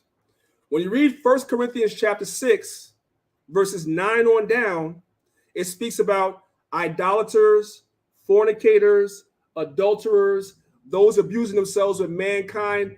Notice how all those things are coupled together, because people that were in the midst of idolatry were usually fornicating, meaning they were doing unlawful sexual acts, some of which sometimes was same-sex marriage relations. Sometimes you will be sleeping with somebody else's wife because they be having orgies in these pagan temples. They were doing these things. The same thing that was going on in Corinth was happening in Thessalonica. That's why we're reading this. Sexual activity was frequently an important part of pagan religious practice. As a result, temples often had a reputation for immorality. Let's jump down right here. The most popular cult at Thessalonica in the time of Paul was the Cabarist cult. Did you guys hear that? When Paul was at Thessalonica, right, there was a cult called the Cabarist cult. Very popular. What was it about? Let's keep reading. Although many of the ritual practices associated with this cult remain a mystery, the available sources indicate that they had a strong phallic and sexual character. They were dealing with phalluses. You know what I'm saying? I'm not even gonna. You guys can use your imagination. Just like you can go downtown in Manhattan and places like that and buy phalluses and what they call toys today. Okay? Rex Witt is typical of a number of scholars who are struck by the grotesque phallic scenes in Cabaret art. This is what was going on in the backdrop of Thessalonica. Now let's go to the book of 1 Thessalonians chapter 4, and we're going to pick it up from verse 3. It says, "For this is the will of God, even your sanctification, that ye should abstain from fornication." What is fornication? You can read about fornication in Leviticus chapter 18, some of chapter 19, and some of chapter 20. It's unlawful sexual acts. Paul is encouraging the church to stay away from that. Why? Because outside the church, that's what they're doing.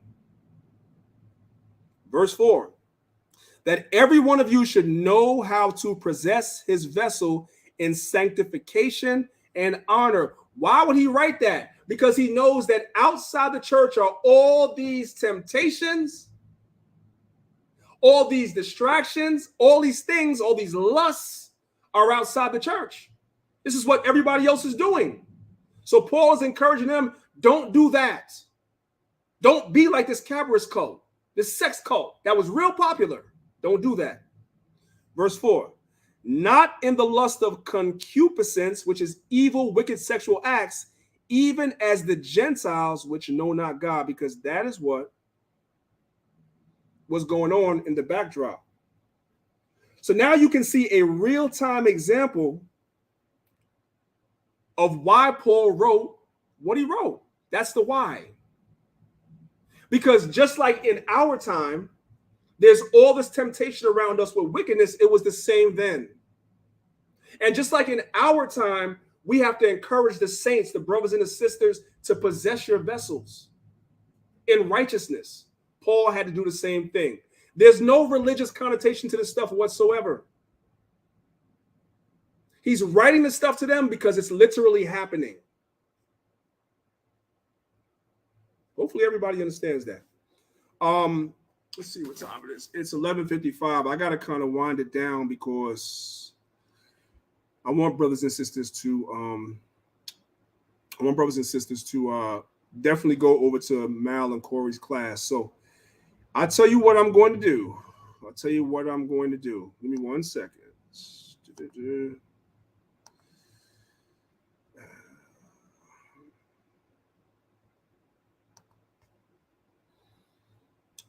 If you guys want me to continue that PowerPoint next week, I want you guys to put 1 in the chat. That last PowerPoint I was doing about Paul, if you guys want me to continue that next week, put 1 in the chat. Let me know. Put 1 in the chat. If you guys were enjoying that, I will pick that up next week. and go through all the epistles and what was going on.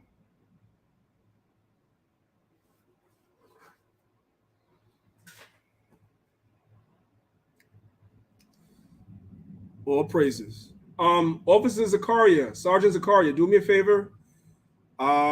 If you could find the God First Gang room, the moral of the story room, post it to the top of this room. I'm about to close the room like in 4 minutes. About to close the room in 4 minutes. All praise to the Most High. Okay, brothers and sisters. So next week, I'm going to pick that PowerPoint up where I left off. For those that probably weren't in attendance now, I'll probably just go through those, kind of breeze through those slides one more time really quickly, and then end it off. I want to give all praise, honor, and glory to the Most High God, Yahweh, in the name of His only begotten Son, Yahweh Shai.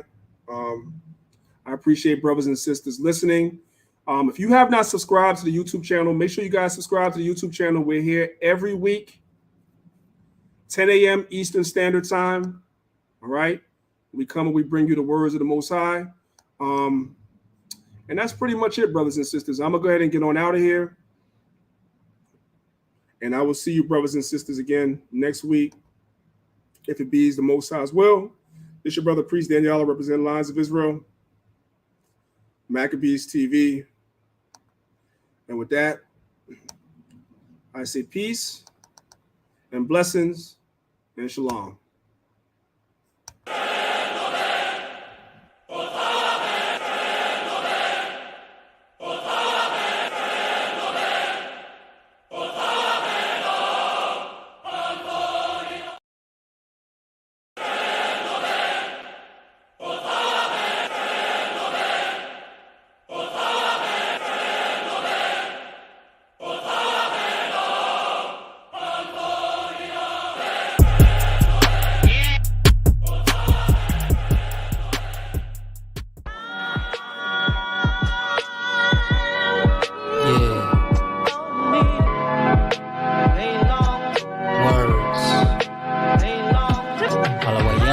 He gave me a chance. Thank him in advance, cause he broke the trance. I've been through a lot, wasn't happenstance.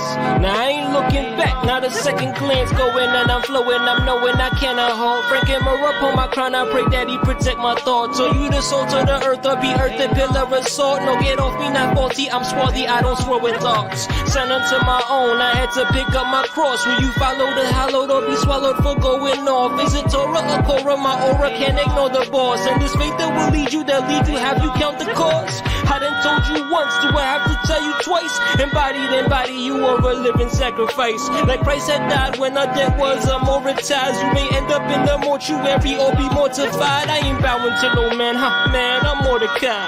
Patience of the saints, yeah, how shall we standing by? Under your judgment, the commandments, my alibi. I'm so serious when you see me, just look into my eyes.